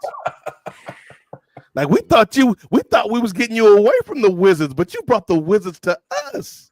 Culture. You brought that culture to us, brother. You could take the man out the hood. You can't take the hood out the man. You can't take the Wizards out of the man. Yeah, it's steeped down deep. He's infected. Yeah. You can't get this infection out of him. Like 28 days later, he had the Wizards virus. Yeah, they'd have made a 28 years later. I'm like, come on, hold on, come on. Yeah. Things was already bad enough 28 days after the fact. You telling me these people still been around 28 years after this? I don't buy it, Hollywood. Mm-hmm. All right. Well, we do have the Red Rubber Duck win. What's up, guys? Just dropped a like and sub.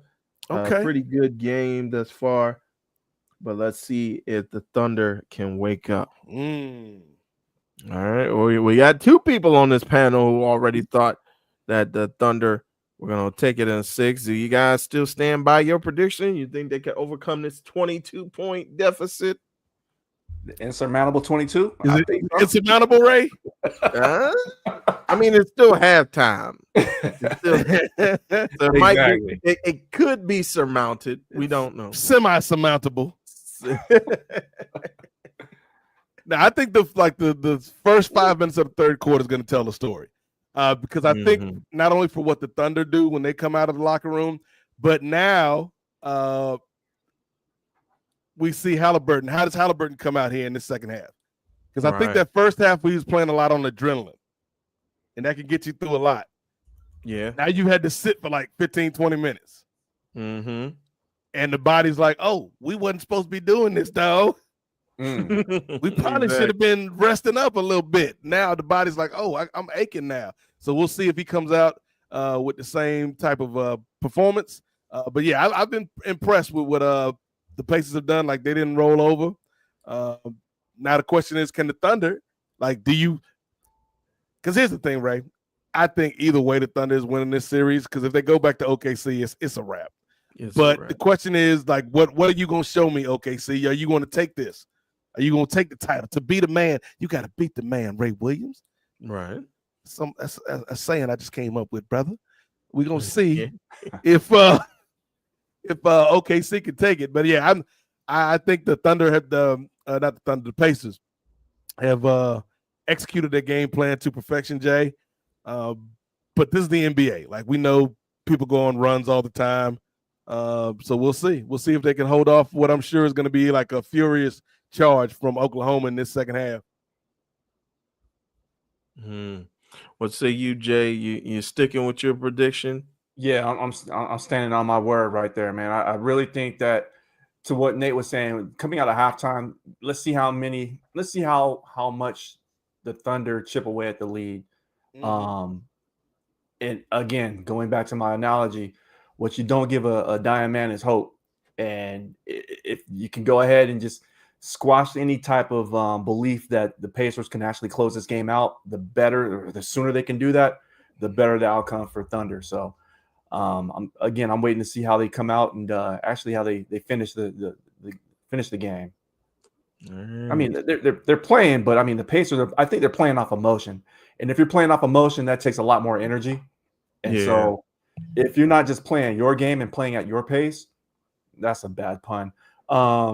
Then yeah, you're playing off emotion. That's a lot more draining. And I think that's what they're doing right now with especially with Halliburton. They don't want to let him down, and he's holding up his end of the bargain with 12 points already. So I really think if the Thunder can overcome, like I said, the first 5 to 7 minutes of the game or of the third quarter, then they should be all right and make this game very competitive and hopefully close it out, and we'll move on to the next thing in the summer. All right, so you guys sticking with your picks: Halliburton, LeVar Burton, Sexy Red twerking, OKC and 6. All right, all right, Shawn Michaels.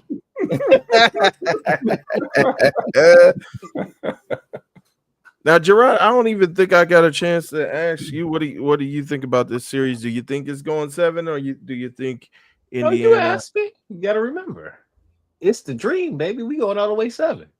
Oh, of course. And I'm going Pacers for the win. You're jumping on that Midwest bandwagon. I see. Hey, it's the Midwest love. He rapping. All right.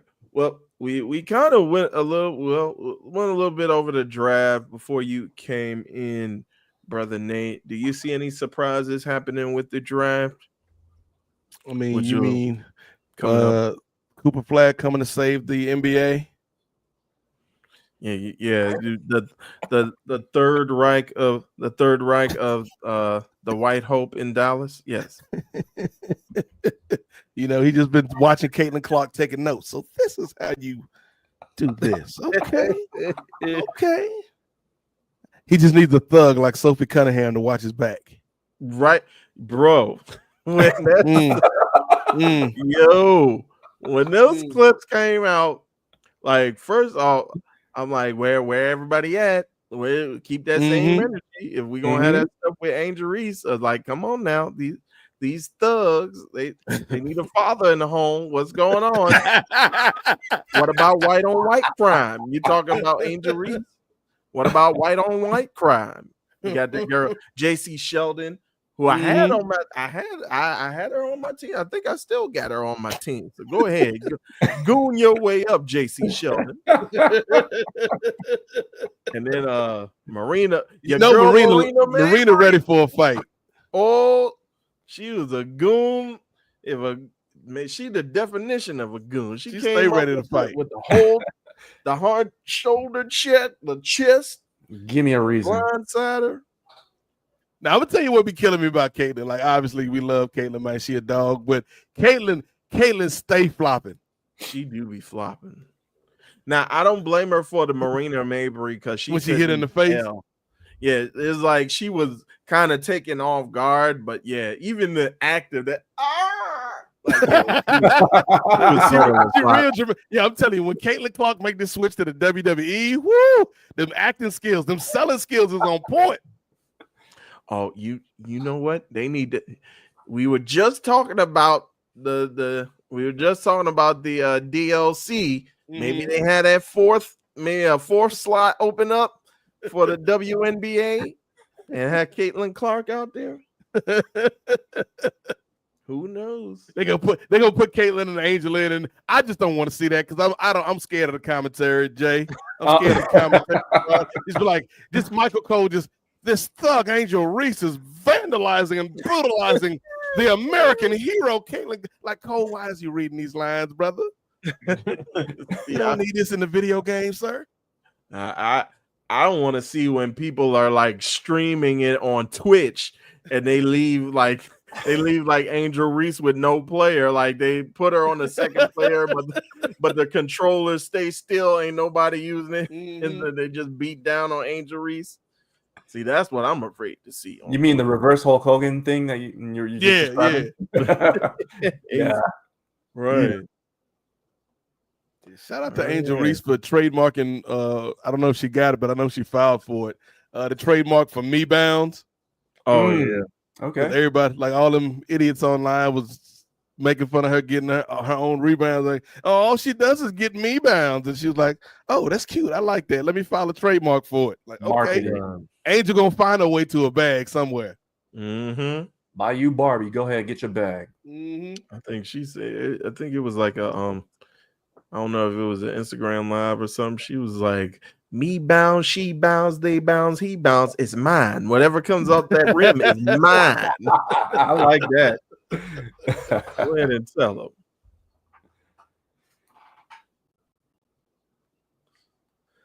Yeah, Shaq and Omar's finna go crazy in that DLC when that Shaq drop. Tag team champions for life, Gerard. For life. Nobody. Look, here's the thing. You know, I like to think I'm involved in what do you call it? Sophisticated and refined, Ray. But I know as soon as I put Omar and Shaq in the tag team, it's gonna be over for Legado del Fantasma. It's gonna be over for the LWO. I'm just putting them against the smallest teams I can find in the game. It's gonna be a wrap. I'd say you are sophisticated on here. You can do whatever you want on your game. And that's why somebody's like, "Oh, you should stream your stuff." I'm like, no. I do whatever I want. I will forget what I was doing and say, at times I'm like, and it's the only time I'm ever gonna say this. I'm like, I can get why Vince was like, "Hey, rip up some scripts sometimes," because like I do have the memory of a goldfish at times. I will get off this game for a minute and get back on and be like, "What were we doing? Why is this person the champion? What we doing? You know what? We blowing up the card. Card subject to change, and we have to shake up night. But nah, do whatever you want. That's your sandbox. That's your sandbox. Yeah, don't look at my universe mode like why Nia Jax got all the belts. That don't even make no sense. On all three brands. The undisputed women's champion. She on NXT, SmackDown, Raw. Like you working this girl overtime. How she the champion? The money in the bank briefcase. Right. That don't even make sense. But cash in on myself. Right. I got the whole game on lock. Like this booking is not great, Nate. Don't worry about it. Enjoy the show, kid. Enjoy the show. You like it? It's like Nia Jax and all black people. That's all my champions except for Cody. Like Cody got a belt. Everybody else is black. Does your favorite Republican get a shout out every so often? You know, AJ, he be getting little tag shots in every now and then, you know, because the Good Brothers are still in the game for some reason. So I put AJ with the Good Brothers, give him a tag run every now and then. Okay. Him and Machine Gun. You. I'm gonna tell you though, when I unlocked 3-minute warning, it was over. Like they was my favorite tag team for about 2 weeks. They was getting all the smoke. Oh, you talking about on 2K25 the showcase? Yeah. When you unlock Jamal and Rosie, and I put them in my universe mode, it was a wrap. I almost broke the game last night, man. Because I was on the Maivia cage match with George the Animal Steel. Does he just pin you right away? Is he just is it hard to get out those pins? Because like that one took me a couple times. Down, it's over. Yeah, that one took me a couple times, but that Tamina one, I hate that one. I'm scared of the Tamina ones. I've heard just horror stories of people just and it's a shame because it's like I like Tamina, but it's like, come on, man, I got to do all this just to get Tamina. It's not worth it. It's not worth it, 2K. And this didn't happen. I don't want to I'm sorry. Like, this just didn't happen. I get what y'all trying to do, but this ain't Like, I don't want this. Money in the Bank matches. I don't remember the last time I played a Money in the Bank match all the way through. Like I let the computers play that. That's Also, it'd be different if I could like plug in an extra controller, and that way I'm only fighting 4 people instead of 5. Oh, see, no, I have lived off of the 4 and 5 forever. I'm Mr. We got 8 people in the match, and so we just sweating bullets over here the whole time, trying to get everybody out the ring. And then I actually won with Tamina once, and then it was like because I didn't do one objective on the list of 12 objectives, Gerard. They like, oh, sorry, you don't get to unlock Tamina, and that's when I was like, okay, I guess I ain't never gonna play Tamina in this game. It let you move on. You are not going back. It let me move on because I won the match, but it wouldn't let me like unlock all the rewards for the match. I think I got like the arena, and I got like that year's version of Becky Lynch, and then it was like Tamina and somebody else, Carmella. They were both locked, and I was like, I'm good. I'm not gonna miss y'all. Sorry. The best you could hope for Tamina was you was gonna have multiple title runs with Nia Jax, but that's okay. I'll find somebody else to fill that spot. Lash Legend, come on down. All right. Well, Brother Nate, you said let's see how the first 5 minutes go. We're almost 4 minutes through, and I think Pacers are 1 of 9 in the quarter, and Thunder are 0-6 from the field. 2 points. Yes. They scored 2 more points than all 4 of us combined. That's crazy. And Ray ain't even got no jump shot. Speak for yourself, brother. You ain't see the form now. The elbows up. Yeah. I got like a 12-inch vertical. Like I can't get that far off the ground. But my J is dangerous. I said a mean pick though. I'm a good hard 5 fouls. 3 and D player, right? I roll to the basket. That's what I do. Yeah. Ray calling all these plays from 1985. Like, sit here. pick and roll, high low, Scotty, triangle. Delilah. Yep. Oh Lord. But I did want to get in and talk about this particular subject because I think I brought this up before, but and conspicuous in his absence, although I hope he is feeling better.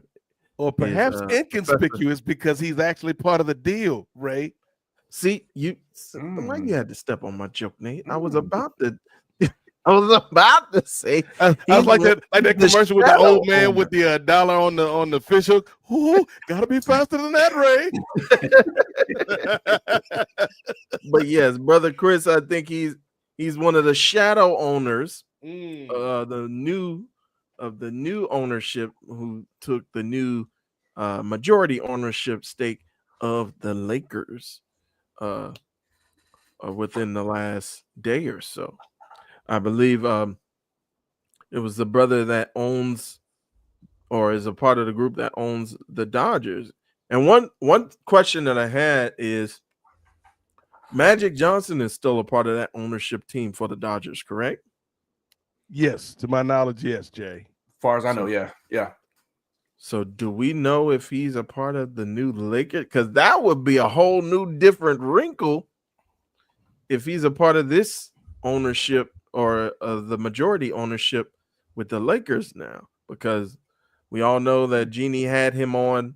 I don't know what his role was, president. I don't know if it was president of basketball operations or a consultant, or maybe he had the president and the GM title for like 2 seconds, and he was like, "Nah, I don't want that. Put me in another spot, Jeannie. I don't want this." I think he had that special employee tag that Elon had in the White House. I don't know what his job was, but yeah, it's pretty interesting to hear about the Lakers. But from what I hear, they're still keeping on Jeannie Buss as a governor. Yes. So Good for So her. that's pretty interesting. You're out there in LA or in the LA area, brother Jay. Have you been hearing a lot about this big time deal? Nah, when the news broke, I was shocked just like everyone else, especially going for a stake of the ownership of a team going for 10 mil. That's wild. Yes. That is wild. So the valuation of the team immensely boosts the value of every other team in the league, and for any other sports team for that matter too. Because I mean, how much did I think the Red Sox sold for like what 4 billion or something like that not too long ago, and you're saying a piece of the Lakers, Right. a piece is worth 10 million. That's crazy. That's crazy. I mean, good for the Bus family. I mean, I wish my last name was Bus all of a sudden, but good for her too, making that deal to stay on as a governor as well too, because she's ingrained in the culture. I mean, so yeah, that's wild. I haven't heard anything other than I haven't read anything about Magic Johnson's stake, if he has a stake in the ownership or if he's with the group or whatnot. So heck of a deal though. That's crazy. Brother Gerard, what do you think about this this new ownership, this new takeover? The Bus family kind of being relegated. No thoughts on the Lakers. No comment. I mean, you should know better than to ask a Pistons fan what he thinks about the Lakers. Yeah, he already told us about some thoughts that he had earlier about the 2002 Pistons getting that title. And the excuses made by the fan base from the other side. So one Professor Chris. When Richard became Rip. That is true. And just think that I want to say what I want to call the Pistons the varsity version of the Wizards, because Ben Wallace was with the Wizards. Rasheed Wallace with the Wizards. Rip Hamilton was with the Wizards. Yeah, we couldn't do nothing with them. But they went off and won a title with you guys. So sounds like y'all got fleeced. That's what I'm hearing. Y'all had the pieces, y'all had the recipe, but couldn't put it together. That comes as no surprise for sounds like a culture issue, Ray. Yes, indeed. I don't disagree. And yet some would like to say my Pistons made it there by luck. Nah. I don't know who's saying that, because I watched those games. I'm gonna say his Lakers. What about somebody who you, said that the Nate? Lakers is taking the L? Just like yeah, I remember those days. What about you, brother Nate? What do you think about this big deal, this blockbuster deal? I think it's a great deal. Like, people don't look at the Lakers as a mom and pop organization, but for the most part, over the years, they have been. Right. It's a family-run organization. So, yes, you got all this glitz and glamour and spotlight in Hollywood, but there's only so much you can do from a financial perspective, particularly when you're trying to compete year in and year out. So, yeah, I like the deal. Like Jeannie staying on is a smart move, because nobody is more, as Jay said, nobody's more ingrained in that culture than Jeannie Buss. Like her brothers don't even, like, her brothers was just there for the check, I think. Yeah, 100%. So they got paid, they got broke off a little bit, but now they can go do whatever they want to do, start a pickleball team or something. But we're bringing Showtime to the pickleball court. Jimmy and Johnny, watch out when we start bussing. Wow. And pause. I couldn't help myself, Ray. Couldn't help myself. They can start their own pickleball league with that bread they got broke off, man. Yeah, like they could do something. They could do something besides try to run the Lakers into the ground. But yeah, bringing Jeannie on, keeping Jeannie is a great move. It wouldn't surprise me if Magic is part of the ownership. And then, like, if he is part of the Lakers ownership, then that to me puts Magic in a rarefied air historically, because then he's part of the ownership groups of a baseball team, a football team, and a basketball team, because he's part of the Commanders ownership group as well. Wow. So, but then I think, what most fans are asking, Jay, is what does this mean for the team? I think for the team, in the short term, it may not mean much, but I think in the long term, it means you'll be able to keep players longer. You'll be able to sign bigger players. You'll be able to go over the salary cap. You'll be able to take more risks. Because I think the problem with the Lakers right now is they can't really afford to gamble, as we saw with the Russell Westbrook move a couple years ago. Like, that's a move that on paper should have worked, but it didn't.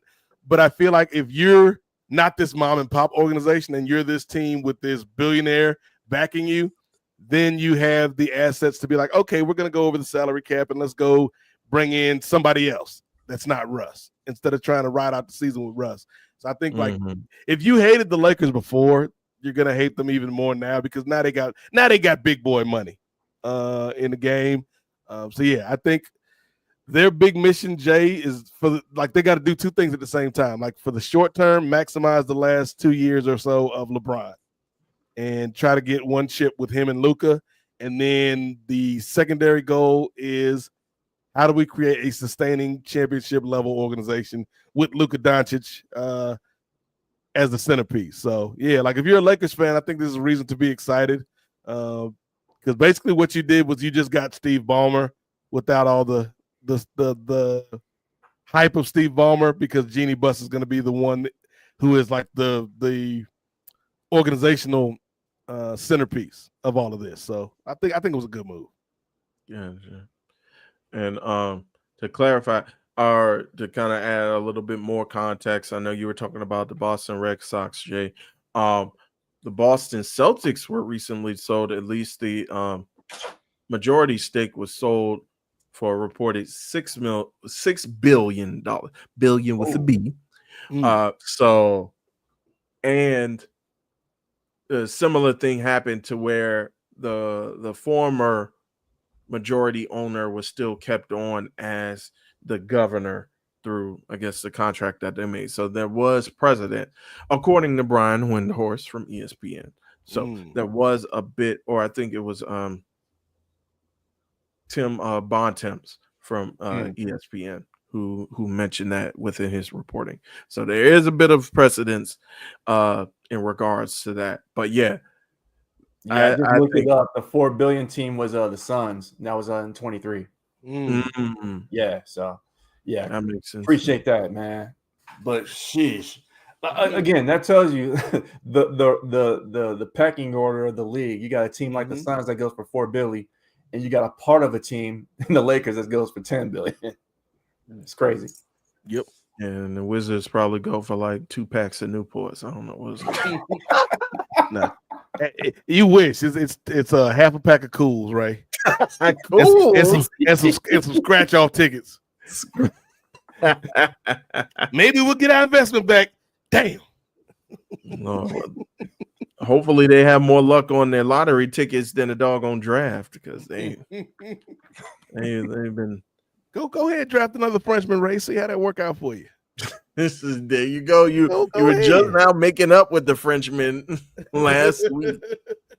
Don't get them back turned against you. No. It is a hot and cold relationship. How do you say that? Je ne sais quoi. There you go. How do you say? I'm Rudy Gobert. There you go, ladies and gentlemen, and other folks. Nate Milton, the man of 1,000 voices, but all just one voice. 1,000 impressions, all the same voice. That's a rare feat. A very, very rare feat. Like it'd be like if Dean Malenko was a man of 1,000 holds, and all they were chin locks. Different variations of chin locks. Right. Damn, Dean got his working boots on tonight. Or maybe like Chris Jericho when he said a man of 1,000 four holes, but half of them are arm bars. Yeah, it's just different variations of arm bar. Working the left side. Right. All right, so still about a 23-point game. Well, I mean, keep this in mind though. If OKC ends up losing this particular game, they are undefeated in games coming off of a loss. So there is that. Well, another thing I think we may see in this game is depending on if this lead stays the same for like by the end of this quarter, I think we'll start to see OKC take their foot off the gas. Yeah. And be like, you know what, let's save it up because they gotta come to our place, and very few teams coming in that building and win. Oh. Look like starting to get a little chippy. Guy, Pat Bradley. This dude is a goon, bro. I think I saw him in the last game. In both games, he only been in the game for like 5 minutes each, and in each of them, he's giving like hard fouls and punching folks. Like, if you don't go somewhere, brother, we don't even see you that much. But do you guys think so far is this Indiana forcing the pressure? Because I was looking at the stats that were showing during the game, and so far I think Indianapolis has forced 13 turnovers and 16 points off of those turnovers. Do you think this is a case where Indiana is forcing the pressure, or do you think this is a case of, as you mentioned, Nate, OKC kind of taking their foot off the gas and kind of thinking like, oh, well, we got a grace period. We got some time to we can always come back when it goes back to OKC?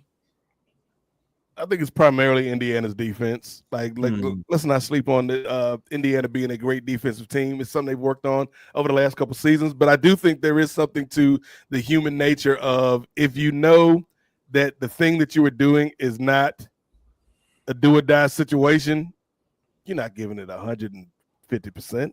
You might be giving it 110%. Even though all those numbers are fictitious, Ray, because as that one Simpsons episode says, the most a person can give is 100%. By definition, that is the most you can give of yourself. But I do think like they're not playing like this is a do or die situation because it's not for them. But like I said, you can't take credit away from Indy because the defensive pressure we've seen has done a good job stifling that OKC offense. And then the thing we've said all series, when they're on the road, who's going to be the other person besides SGA to step up? Exactly. And it's been Jalen Williams, not Terrence Williams, not Zach Sabre Jr. My apologies. Put some respect on my name, man. I'm shooting free throws every day in the gym, man. 100 free throws after the game, Skinny. Skinny, is that my basketball? Tell me you didn't throw my basketball on the toilet, Skinny. Skinny. Oh, I hate you, Skinny Black. Really like, are you having flashbacks? Whoop that trick. Oh, it's a Terrence. Not Terrence Howard Williams. But Brother Jay, we're Nate's talking one about times one is 3, Jay. 1 times 1 is 3. Do the math, brother. Make it work. And all things lead back to square root of 2, brother. Man. Brother Jay, Nate brought up the defense of Indiana. The opposite has been the case for the Thunder's defense, which is usually stout and on point. So I'll pose that question to you. Do you think that they're kind of fading a little bit as far as, especially with them? I think so far this has been like the longest series that they've had in the playoffs thus far. So do you think they're fading a bit? Yeah, I'm just looking at the stats in front of me. It looks like the Thunder only have 6 bench points. You sound like Gerard. I know. I'm taking ownership. Like, jumped on that bandwagon hard. I mean, the Thunder only got like 6 bench points, and 3 of them just came in the last minute or so. So it's crazy that Indiana is they're getting production from everybody, and again, they're playing like they want to prolong the series. Ooh, and the very nice. Thunder are trying to playing not to lose at this point. We're not getting a lot of dang, why I keep saying we? The Thunder, OKC is not getting the production that they have. You got a they're mouse in your used to. pocket, Jay? I'm not French that you've been speaking. I'm speaking we, you know. So it's rubbing off on me, but Chet Holmgren offensively ain't really doing much. I mean, he's rebounding, but Yeah. he's only got 4 points. I'm like, He bro, just turned the ball over. yeah, not surprised he did it again. Yeah, so Yeah. he's got 2 turnovers. Shay's got a turnover. He's got 7 turnovers for the game. So that has to be the story of the game 6 right now, is the lack of bench production and the intensity that the Pacers are playing with. All right now, brother Gerard, you sticking with your squad, your adopted squad, and you think they're Midwest gonna pull out motion over game? here, man. Look at it. We moving. We moving, man. 21 and up. Come on, we keeping it at 20 away. We shooting from afar at this point. We keep y'all at a distance. We smooth. We gonna make it to game 7. We've seen teams come back in this playoffs. Heck, your Pacers came back from 23 down against the Knicks, so it is possible. I think it is possible, but I figured out why I'm saying we is because my tag team partner keeps saying we. So I mean, I know we didn't think like that. So I'm like, oh man, I gotta stop it. I gotta stop it. for opposite teams, right? That's like, it's Exactly. we, but it's on 2 different sides. No. We about to. So OKC can win it in game 7 still. It just won't be game 6. It's okay. Well, we gonna make it to game 7 at least. Fighting, we gonna go out Coach Carter style at the last minute. That's the way it's looking though. Well, I'm saying, All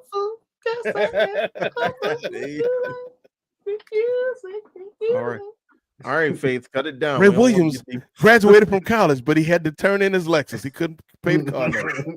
That's the line on front.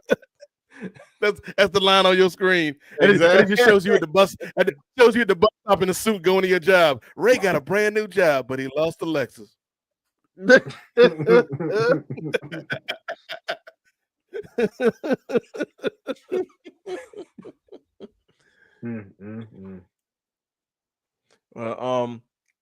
But yeah, Gerard. So presuming that this does what is pretty much all but a formality right now, that Indiana is going to force a game 7.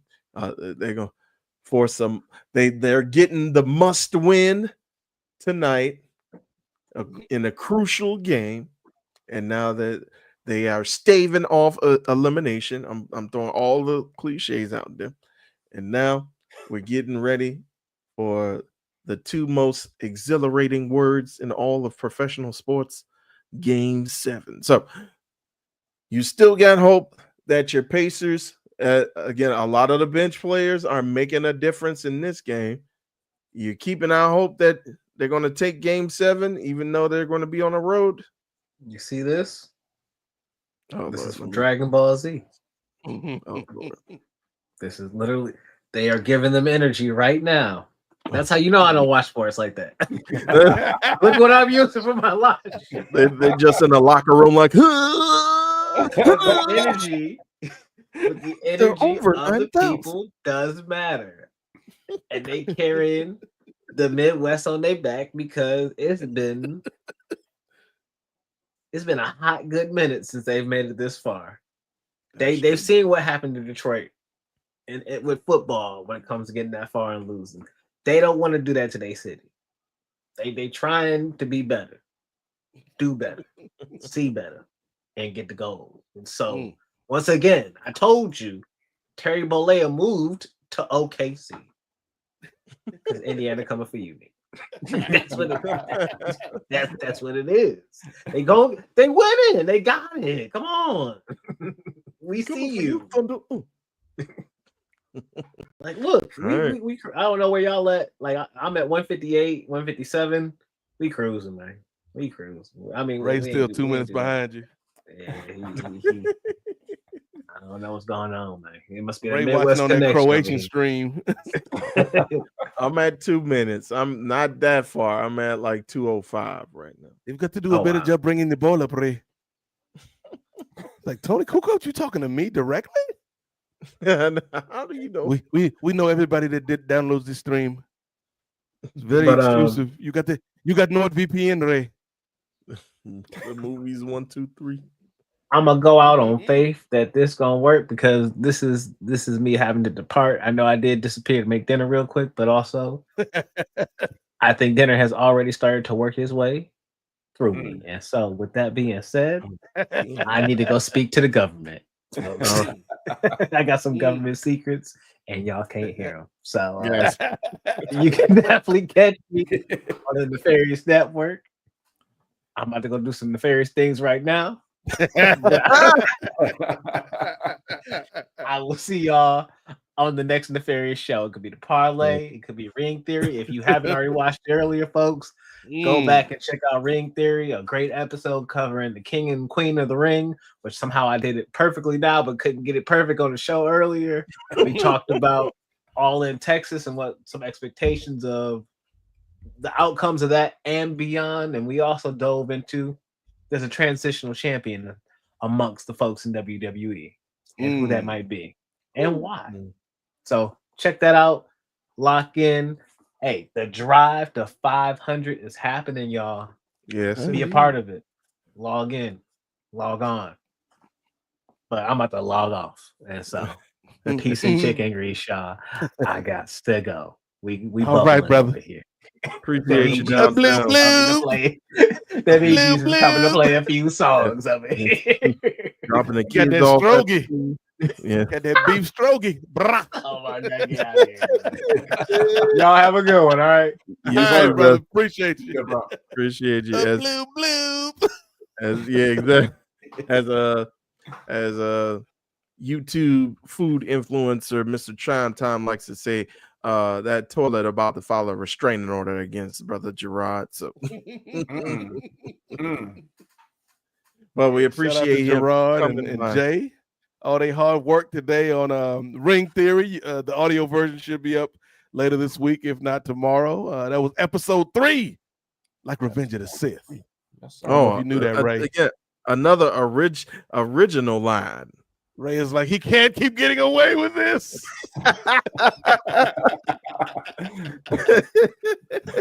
Woo! 30 points. Is the lead insurmountable now, Ray? Can you call it? Yeah, I think it's pretty insurmountable. Steve Kornacki, can you call it? All the districts reporting? Yeah, I think it's done. It's over, as Vince Carter and Kenny Smith like to say. We may be able to squeeze some votes out of this blue district here in Maricopa County right here, but all the early voting is not looking good. Rachel, back to you. And he was able to hit that at the buzzer. Yeah, everything's going right for Indiana right now. So, woo. Well, that does it for this watch along. Man, they're playing with a running clock now. This is all bad. Then we wake up the next morning. How did they come back from a 30-point lead deficit? No, right? We missed the greatest comeback in history, Ray. Fantastic. See, I don't want to be that guy. I was like, I don't want to have a FOMO like that. It's like I gotta watch the rest of this. We might get off now, and then I'll pull back up and be like, this is an NBA Finals watch along extra only on Patreon. Only on Patreon. Oh wow! Fantastic Four, new King of the Hill. It looks like it's pretty much done, but who knows? I don't know. We'll see, Ray. We'll see. Got 1 quarter to go, Ray. OKC's like, yeah, we got them right where we want them. If they come back from this, like, if this be one of the biggest collapses in the history of sports, not just the NBA. And I would be here for it. Yeah. Jay was like, we did it, boys. Unnecessary action. And that sounds like when you said we got them right where we want them. That sounds like something that like the old school Golden State Warriors would say, like the 2016, 2017 Golden State Warriors. Oh, just 30? That's 10 threes. We can do 10 threes in 12 minutes. Just as long as Draymond don't foul nobody egregiously, I think we can do that. We got this, guys. Got to Draymond kicking LeBron in the nuts. Exactly. Keep your feet from the crotch, bro. Just keep your feet on the ground, away from people's crotches. That's all we need. Draymond turned into Bobby Hill. You can't have that. That's my purse. I don't know you. Stomping on people's chests and whatnot. Crazy. Rihanna is Smurfette. They got a new Smurf movie coming. What the? Oh yeah. What the helly? What the helly Burton? What the helly LeBron James? A new Smurf movie? Yeah. Who asked for this, Ray? You took the words out of my mouth. I was like, who asked for this? Who ordered this? I'm normally not the who asked for this guy, because people make movies for all different types of audiences. But I have nieces. They ain't asked for no damn Smurf movie. Well, I know one YouTuber that I follow online a lot, Andrew Meadows, aka Black Nerd Comedy. He loves the Smurfs, so he might be the only person that asked for it. Him and Chris who that one episode of NWA podcast when we were talking about the Smurfs for some reason, he's like, no, that was a season 2 episode because that was after Prince Johann and Philip were introduced to the show. It was after the writer's strike. Like, how do you know this? Smurfsologist?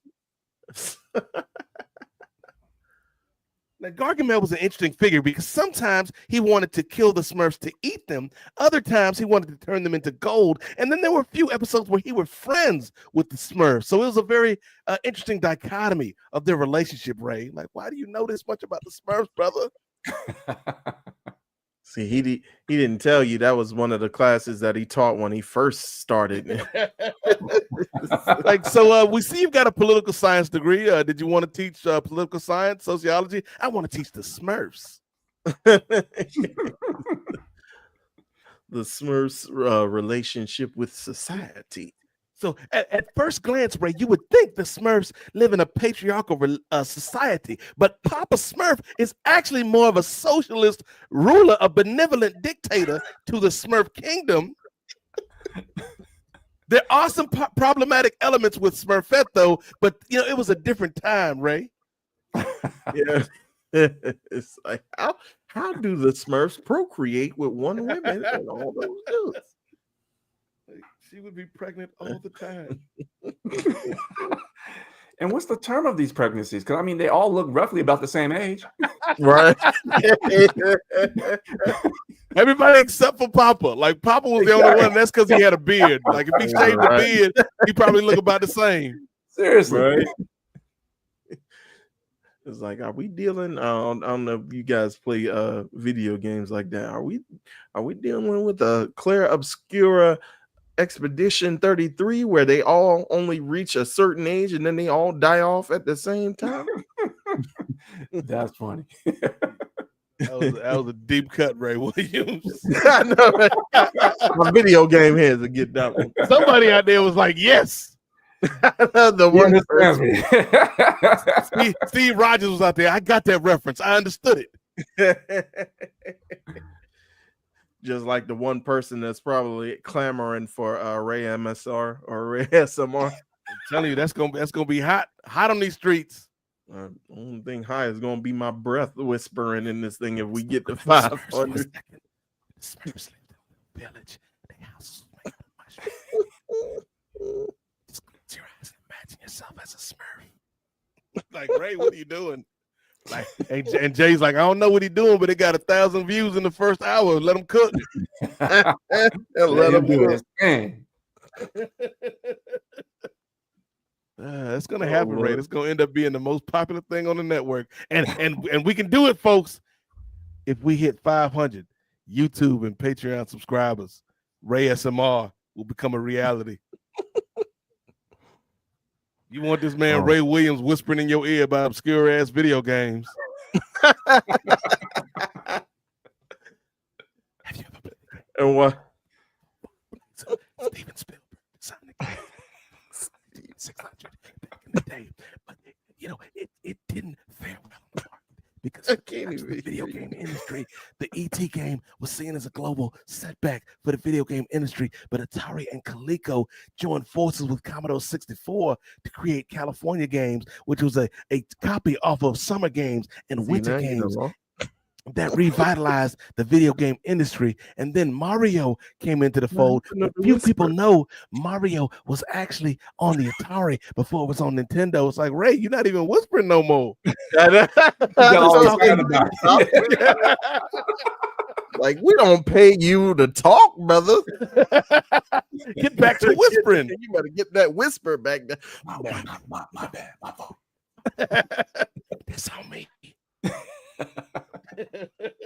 How would you feel? That would be bittersweet. You've been working so hard, brother Nate. You've been working hard for the last 13 years to make this thing something, and then if that ends up catching fire, you're gonna be like, why didn't we do this earlier? I'm gonna tell you exactly what I would think, Ray, if that was to happen. I'd be like, part of me would be like, Bobby Heenan was right, man. These humanoids is the lowest common denominator. But on the other hand, I'll be like, you know what? The rising boat lifts all times, Jay. Keep whispering, Ray. Keep whispering. Keep on whispering. I'm only 3 more videos away from quitting the shoot job. Keep whispering, Ray. And then you start showing feet pics. Hey, I got standards, brother Jay. I that's where I draw the line. Like, if you love Ray Williams whispering, wait till you see that big toe. That's only for the exclusive VIP Patreon level. $50 a month. Now I gotta lotion up my feet now. Oh no. Ray gonna be showing feet in the chat like Doja Cat, ladies and gentlemen. Showing feet. I never thought I'd be a OnlyFans, a spicy link model. If you want some spicy Ray Williams content, Ray's like, this network is just whoring me out. Hold on. I didn't sign up for this. No, I didn't sign up for this. No, Ray, it's not about the sex. It's about empowering yourself and showing the world the real Ray Williams. The real one. Ray gonna start showing up like Rick Rude. He gonna start doing the podcast no shirt on with a bow tie. You mean to tell me he gonna have some airbrush socks? Right.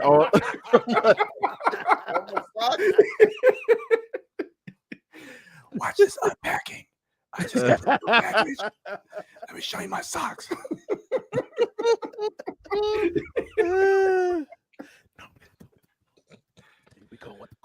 Oh Lord, y'all about to make my cheeks hurt again. My top cheeks, Paul. I was gonna say, depending on how the feet go, Ray. Already getting in character. Ray already getting in character. No. Depending on how them feet pics, Ray. Ray is like, I came to be a producer, not a stripper.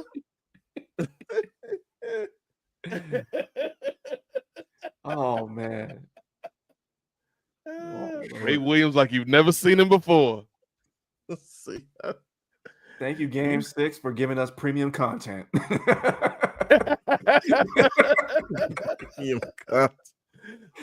I bet you wish this game was a lot closer now, Ray. We would be talking about your feet, brother. Everything other than my feet and ASMR. You brought this in directly, bro.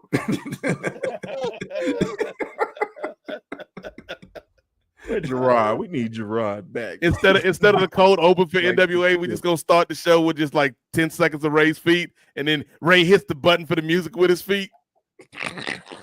You see a little piggy toe reach over to the computer. It's a case for the space, make a space for the Nubians. Off kilter, unfiltered. I don't know if John and Wade are gonna get down with that. Yeah, we had to get Righteous Reds to do a remix of the song. The professor, hilarious. the Godfather, raised toes.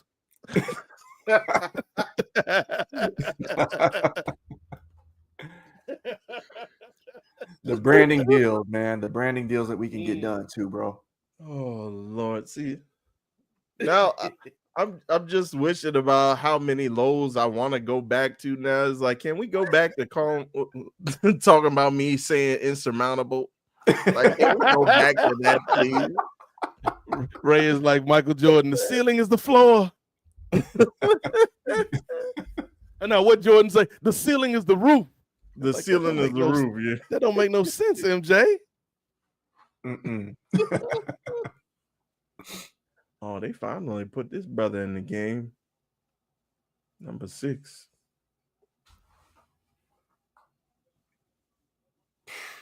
You like the Man, ultimate so glue guy. The toe tier is gonna be $10, $1 for each Oh toe. my God.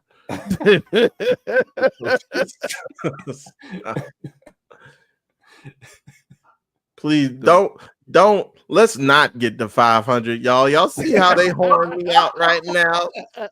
Already, we haven't even gotten there yet. Ray gonna start the pocket. My eyes are up here, ladies and gentlemen. Don't let your eyes deceive you. And they like, no, but your toes is down there. Super chat. Like, damn, Ray, we'd have made $10,000 in super chats in the first hour. Don't objectify me.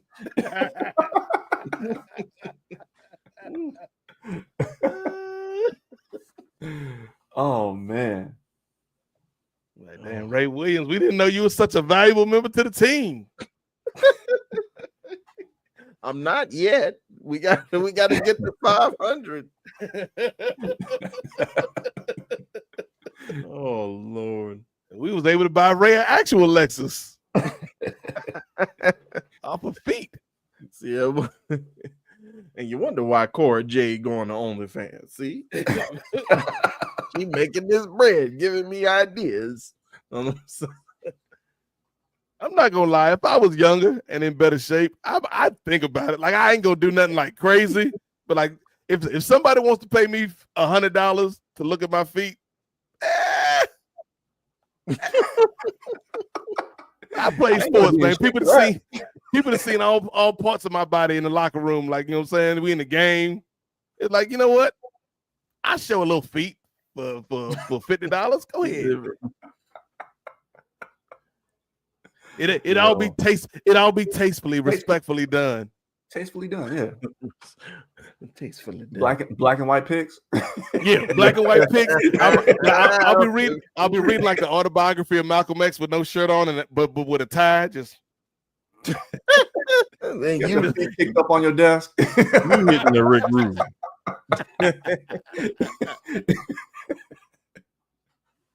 Oh, Lord. just shots of me mowing the grass with no shirt on, just sweat glistening all over your body.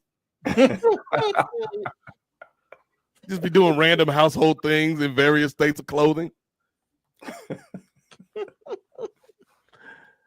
It was this girl. She's like really funny, but she does like the spicy contest stuff, and so she has like Instagram videos just telling what she's paid to do like custom videos for, and I think somebody paid her to eat like somebody paid her to eat like a sandwich but don't talk. And so she was just eating the sandwich with her mouth open. And I guess she sent the video back, and the dude was like, yeah, that's how you eat that sandwich, or something like that. I was like, ew. Like, even if I'm not showing nothing, like, do I really want to be doing stuff like that? That's The way you ate that sandwich. Whoo. People are people, man. Tear the crust off one more time. I'm not here to yuck your yum. Okay, whatever. Right. See her with an Uncrustable, Ray. It's amazing. And it all comes back to a glass of milk.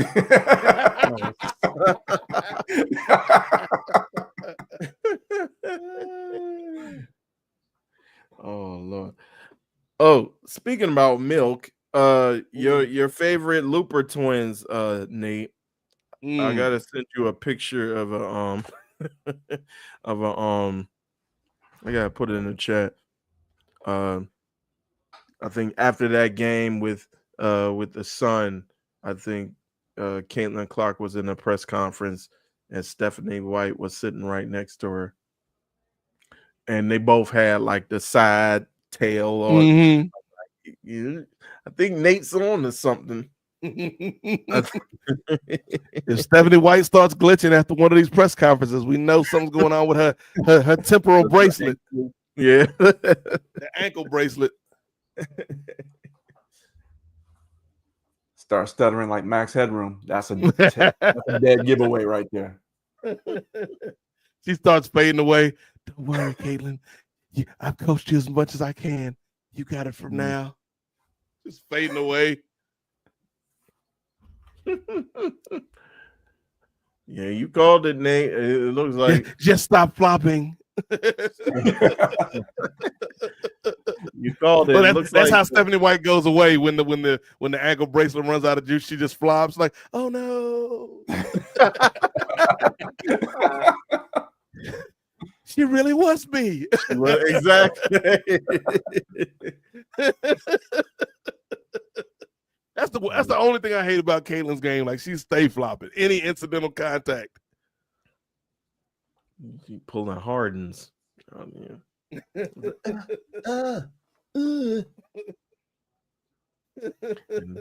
they talking about doggone they talking about SGA being a foul merchant.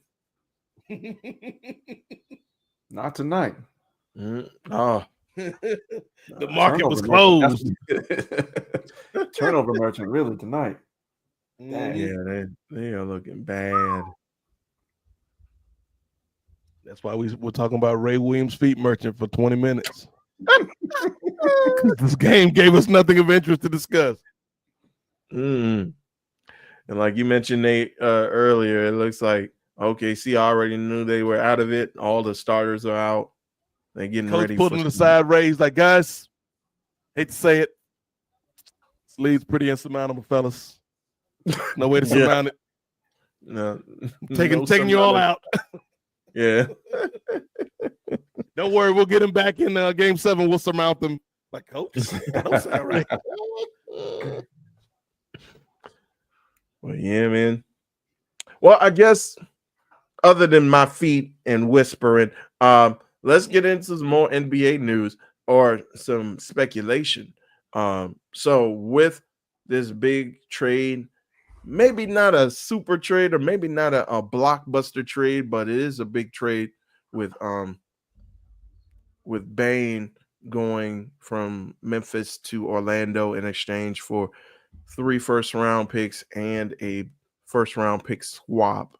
So a lot of people are saying that's probably leading to a breakdown of the Grizzlies and a possible trade of Ja Morant. So what do you think? We'll start with you, Nate. What do you think about that presumption? Do you think that Memphis is going to trade away Ja to get some more pieces?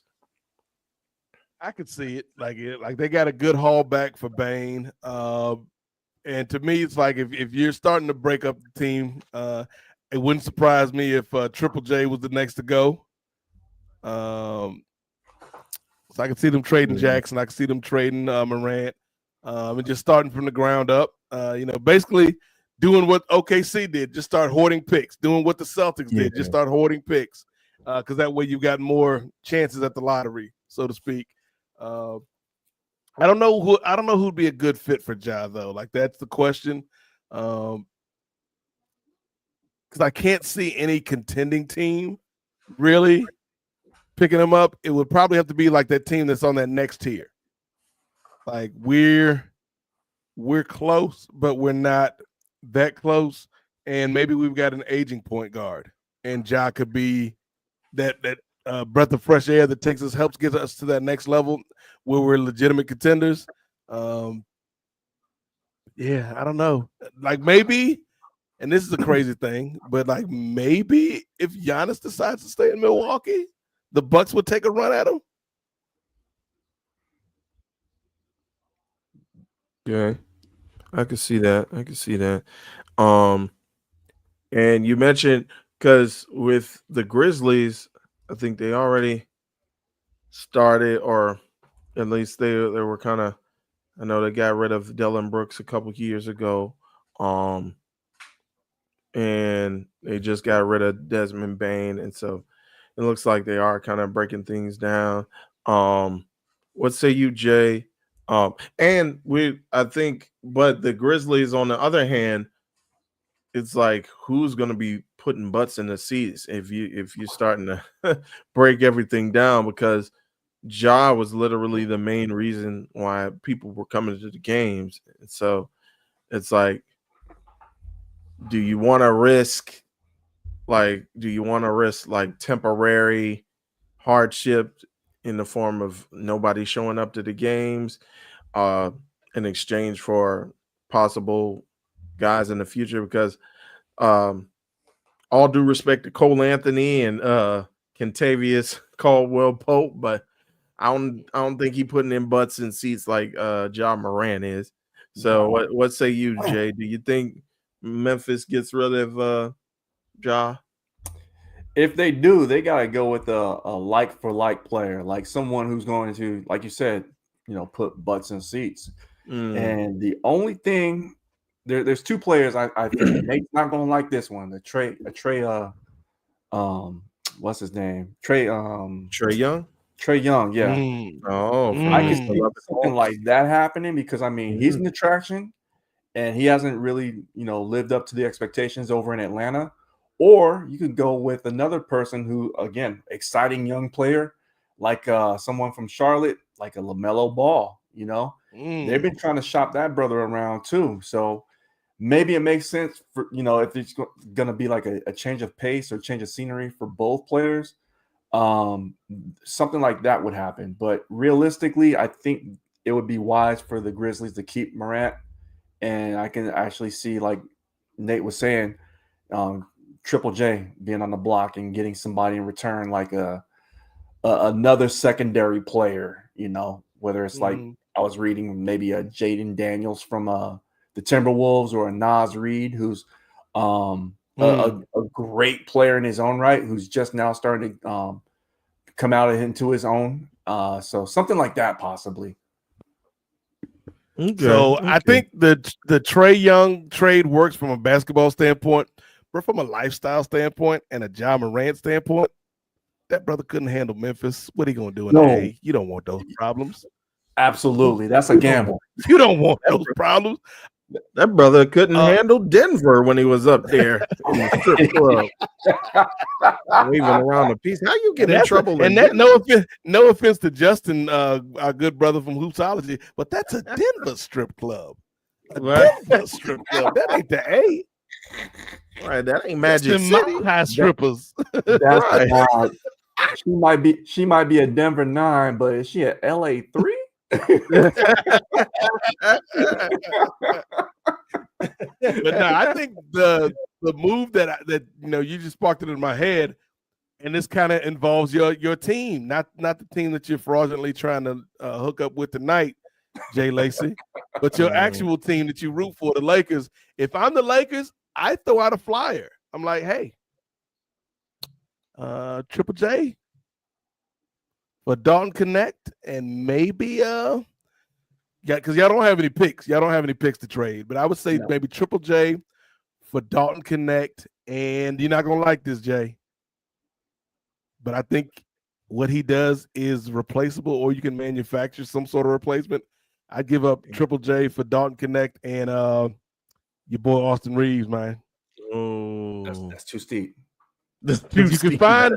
I think what you can what Triple J gives you is something that you clearly don't have, but what Austin Reeves gives you is something you can find from other players at a lower price, I think.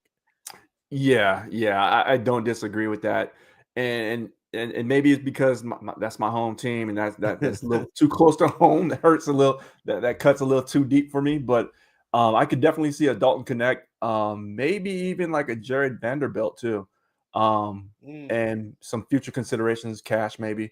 But I like what Austin I Reeves was brings gonna to say the they got a lot table. of cash now. Oh, apparently, So I like what Reeves brings to the table. He's a great third option. Some nights even the first option, because he once he gets hot, he's a tough matchup to deal with.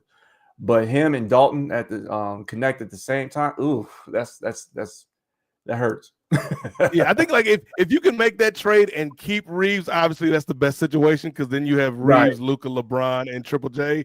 But I Right. think and again, it's the thing the Lakers are having to do with doing two things at the same time. I think keeping Austin Reeves makes sense for the long term, but in the short term, I think Triple J might give you a better shot. And the West is stacked. The West is loaded. But if your goal is to try to win one with LeBron and Luka, I think Triple J may give you right now a better shot than Austin. I don't disagree. I mean, they were trying to offload Connect anyway, so I mean that makes sense. He fell out of favor with. I think Dalton Connect. Either way, if they're like, yeah, we'd like Dalton Connect. Okay.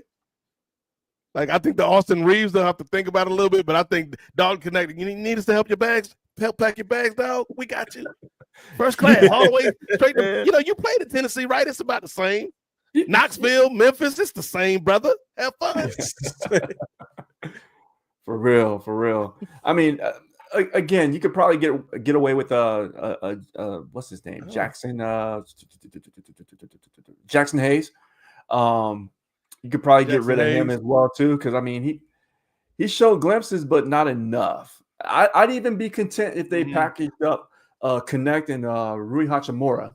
That would be. I was just gonna say Rui kind of like right there on like whenever they start letting people go at the job, Ray. Like when they get a little too close to where you're at, you're just like, and you start reassessing your time with the company. It's like, am I expendable? I think Rui right on that line. Yeah, that makes sense. And I think you can still get some value out of him. Yeah. And you guys mentioned. Yeah. So yeah, if you give up Hayes, Connect, and Rui, and maybe some cash, if I'm Memphis, do I take that? I'm not sure, but it depends on whether they're willing to pay Triple J's salary, knowing they're kind of in a rebuilding mode. Yeah, if you're rebuilding, he's probably going to start demanding to be traded anyway. So, yeah. And then and then this is how I fix your Lakers. We already went out. We got Triple J. You know what? We're gonna kick the tires on an older model vehicle. We might not be able to ride around in it much this year, but next year, we gonna take it to the body shop, get it fixed up a little bit. We take a fly on this man, Dame Lillard. I've seen that experiment done before. Trust me, I love Damian Lillard. He's at one point one of my favorite players in the league, but I just don't see him being. Better put some respect on Lillard's name, cuz. Oh yeah, Damian. Ryan Coogler, how'd you get here? Love me some Damian Lillard, but you better put some respect on his name, cuz. We seen this with Gary Payton when he went to the Lakers. Not the same player. The name value, most definitely. But I mean, so I'm thinking if you got Lillard's obviously not going to start over Luka, but Lillard leading your second unit. Okay, that's doable, but yeah, I would question that move because. What is up with the Lakers retirement home basketball club? We can't continue this. At some point, you got to get young, stay young, and develop the talent that you have. Well, I think because again, I brought up Russell Westbrook earlier, but we saw what Russ was in Denver. So it wasn't a matter of Russ not being able to play anymore. It was that fit with the Lakers wasn't a good fit. Right. I think with Dame, Dame would be an easier fit than Russ for what Dame does. Yeah, Dame is a shooter. I mean, when he's on. I'm just very concerned about he'll be 35 when he comes back on the floor, coming back from an Achilles tear. You're never the same once you rupture your Achilles, right? So I'm very concerned about Well, how look, he cuz plays I'm the gonna game. play the Ray Williams role. All I do is set screens and shoot 3-pointers, cuz. Then he needs to pack on some more LBs because I mean, the way his body works, it's just not going to be it. So he needs to change up his game. And the way I remember him playing, or want to remember him playing, is that slasher, that dude that can free up and get his own shot off. And I question how the caliber of player he will be once he returns, because he's getting up there. Oh, we still playing? Okay. Oh yeah. I'm like, well, we still gonna do this, okay? Yeah, we still You gotta should, and you know what? Not to make this racial or political, Ray, but you shouldn't be able to eject a black player on Juneteenth. It feels wrong. The fact you even got these brothers working on Juneteenth, NBA. All right, but come on now, James Jones. You know that brother movies. You've seen that brother movie. I'd be shocked if he didn't get ejected. I was surprised that they put him out there. Oh, he was like he like Ricky Bobby's father. When things start getting a little too comfortable, I got to do something. I got to get kicked out of this Applebee's. Like, James, we up by 20 points. I got to do something, man. All right. So we're counting down. Looks like it's going to be a wrap. Officially insurmountable, Ray. Yes, officially. And Mike Breen's like, now you can say it, Ray. Insurmountable, Mike Breen. Insurmountable. Bang. Bang. So you can say that, Ray. Like, don't say my line.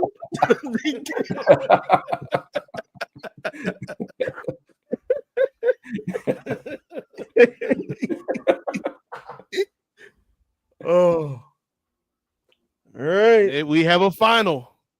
Mm. The Indiana Pacers 108, the Oklahoma City Thunder 91.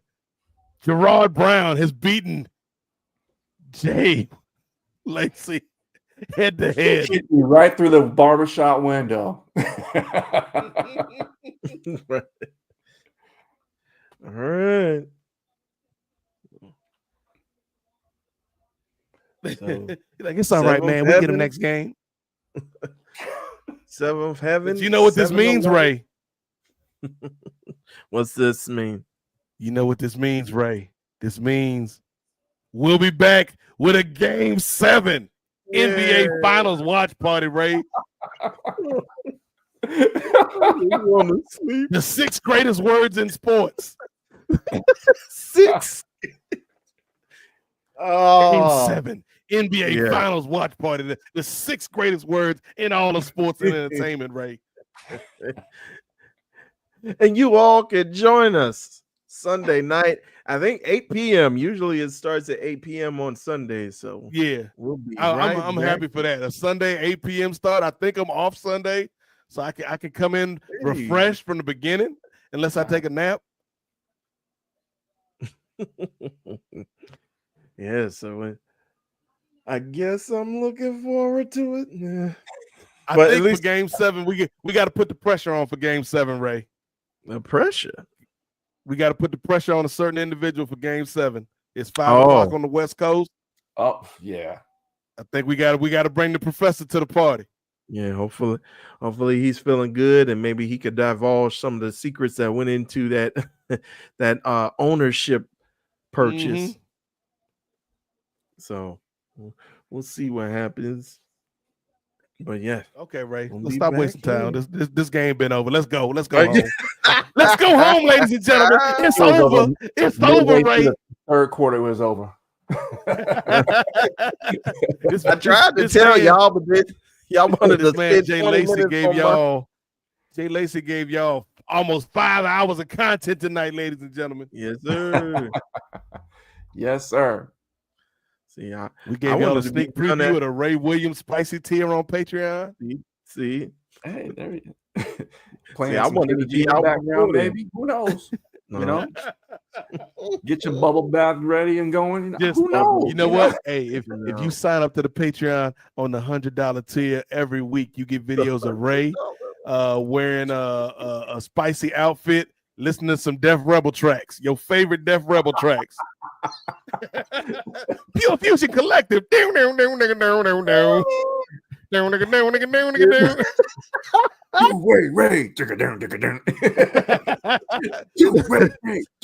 And you know what's so bad about some of these songs? Like you actually, the more you listen to them, you start to hear like the song that inspired the Def Rebel song, but it's like 10 times worse. Like Pure Fusion Collective, I swear, like if you listen to it, there's like a hint of "Mama Said Knock You Out" by LL Cool J.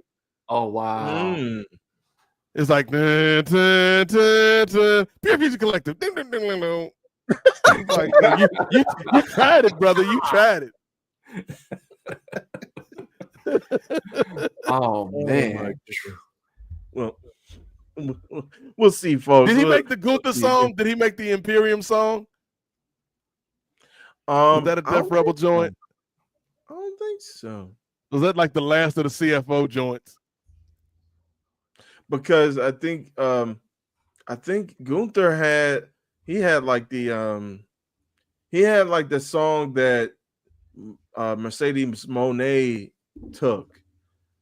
Burn, dun, dun, dun. Like he had that orchestra track originally, but then I think they switched that and had like the opera singers. Okay. What about Lyra? Is Lyra a Def Rebel or is that a CFO? I think Lyra's a Def Rebel. That has to be a Def. Yeah. That might be the only Def Rebel hit, the Lyra Valkyrie joint. Woo! That might be the only, and that's the only part of the song that's good. Like when it gets to the actual music, it's like, you did it again, Def Rebel. You Def Rebeled it. But that get you hype, Ray. Woo! Woo! Def Rebel. Like, like you it's like that Kanye song, like Father Stretch My Hands on The Life of Pablo. When that song starts, it's like this is about to be the greatest rap in the history of hip hop. And then it's like, if I had sex with this model and she got bleach on my t-shirt, does that make me an asshole? Like, no, Kanye. Why did you ruin this? No, the line was, I want to be correct for posterity, Ray. The line of posterior in this case. The line was, if I slept with this model and she got bleach, she just bleached her asshole. If I get bleach on my t-shirt, does that make me an asshole? It's like, this is the worst verse in the history of hip hop.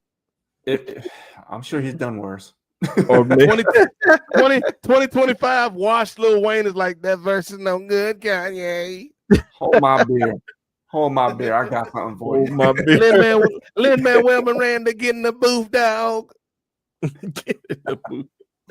that actually reminds me of another song on The Life of Pablo, 30 Hours, where I got my hopes up and doggone because Kanye said, let's go 3 stacks. I was like, oh, stacks. Yeah. All he did was like the little humming parts in the background. I'm like, you ain't nothing. And then all we get is Kanye just rambling, and he like repeats the verse like, I was so mad. It was like when Jason Kidd fought Matt Barnes. I'm gonna run up on your girl like my name was Matt Barnes. Like, even Matt Barnes is like, why? Yeah. It's like, come on, 3 stacks. And he kept rhyming about the cousin that stole his laptop. It's like, Now I'll tell you what. Unlike Def Rebel, Life of Pablo had some heat on it though. That No More Parties in LA with Kendrick. Yeah. That one went hard. No more parties in LA. All right, let's wrap this up, Ray. Stop stalling. Indeed. That was you. I wanted to wrap this 20 minutes ago before you started talking about my. Wrap it up, Ray Williams. This stream is over. Thank you, Tony. Okay. Don't mention it. You sounded Russian on that one, Tony. I speak many languages. All right. Well, let's go ahead and wrap It's me, this up. Rusev. Rusev. Rusev, you did the Redeemer? And that's another theme song that's trash right now. Man, We going back to it. man, look. I don't think we're ready to have that conversation yet. And I'm saying we as like the collective, like IWC, if you want to call it that, or people that follow wrestling, the wrestling space. But we're gonna have that conversation probably in about a month or so. Like, did Rusev really gain anything other than a bag by coming here? Because he's kind of in the same spot. Yeah. Hate to say I called it, but I called it. Like was Lana that important to Rusev getting over? Maybe she was. Maybe, but at least they don't have him acting like his wife cheating on him this time. I guess. So I guess that's a part. I'm glad that no good Bobby Lashley is not here anymore, stealing my wife.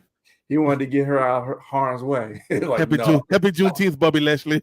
Nah, you're not doing this again. like, nah, brother. And on that note, right. Ray Williams. Indeed. Let's go ahead and start wrapping up. We'll start with you, brother Nate. Anything you want to tell the good people before we say goodbye? Patreon.com/Nefarious Media Network. $5 gets you in the door. We on that drive for 500. So if you want over 300 hours of audio and video, and possibly in the future spicy Ray Williams content, subscribe to the Patreon. Ray is like, I didn't agree to any of this. I really didn't. It's a verbal contract, Ray, a verbally binding contract.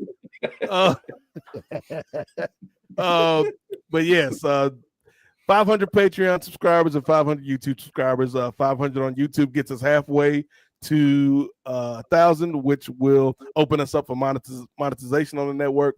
And then 500 on Patreon will allow us more funds in the coffers and the budget here at Nefarious to bring on some new people, bring on some associate producers, create new content, and eventually get some people paid on these streets. Because I'm sure y'all like us. Y'all want us to get paid. Y'all don't want us to have to resort to showing people's feet. When I say people, I mean Ray. Y'all don't want us to have to resort to such desperate tactics to get ahead in the game. So support us so we can do this the clean way and not the spicy way.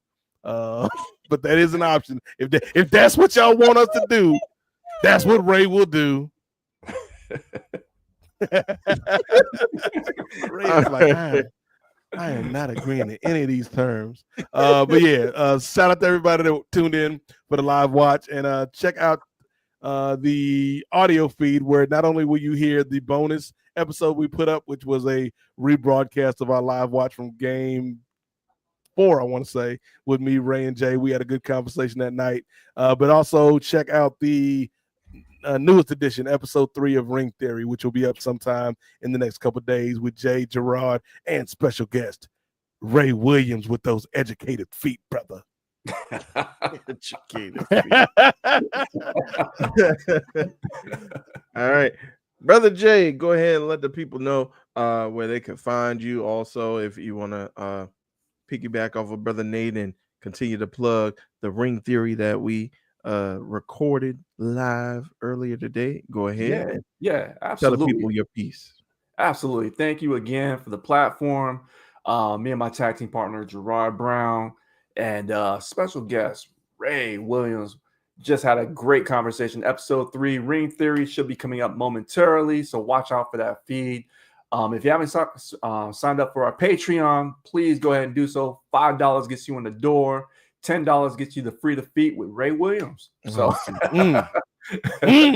so catch me on again Ring Theory. We got other programs on the network. You might check me out on NWA podcast, as well as the parlay as well too. So on socials, Jerek_wins. That's JEREK_wins, and check me out on the socials. And see you in the meantime. Indeed, indeed. And you can always find me here on Nefarious Media Network. Don't listen to these brothers about let's get to 500 first, and we see what happens. Maybe the ASMR, but I don't know about got to nothing else. give the people what they want, Ray Williams. Give the people what they want. No, be careful what you wish for. You don't want to see these dogs barking. You do not want to see these dogs barking. But Ray got feet like a Japanese wrestler from All Japan back in the 80s. What are you doing, brother? Got them Flintstone feet. I got to They get put his foot down on that one. He said, "Nope." I got to get into the pedicure game. I know that's what a lot of men my age are getting into. I got to get my pedicures now. But other than that, you can find me here, Nefarious Media Network, whether it be with these live watches. Again, join us Sunday, folks. Sunday, 8 p.m. And for those who are Patreon subscribers, you could join us live in the studio, and you can speak your piece right on there. So go ahead, check us out on Sunday. You can also check me out on SBF Styles Break Fights. We're going to have a episode coming up. We're going to be recording soon, myself and Chichi Okafor. Again, recapping UFC 316 with the 2 championship fights. Also going through all this stuff going on with John Jones. And let me know if you heard this before. Conor McGregor in trouble again. So we're going to get through all of that stuff. And in addition, I know Brother Nate mentioned possibly a new show coming to the airways as far in the name of Super Salad. We also got a new video game podcast possibly coming soon. Every other Sunday, second and fourth Sundays. Put you on game with myself and possibly, if he's able to make it out of the lavatory, Brother Gerard Downtown Brown. So we trying to put together some great stuff for you guys. So stay tuned, keep it locked. Again, not only join us on the Patreon, join us on the YouTube, join us wherever you can subscribe on social media. Let's go ahead and spread the word and get this thing popping, man. The right way. Clean, nice and clean, wholesome, TVPG. There you go. We can do this the easy way, or we can do this the hard way, ladies and gentlemen. How you want to do it? How you want to do it? All right. And with that, I guess, Brother Nate, you just gonna let me close. There's only one thing left to do, Ray Williams. Oh, indeed. Let me go. Get ready, Ray. We'll see y'all Sunday, Game 7, do or die, for our NBA Finals live watch presented by Nefarious Media Network. Ray Williams, hit that round ball, rock. Fade away. Put them feet away, Ray.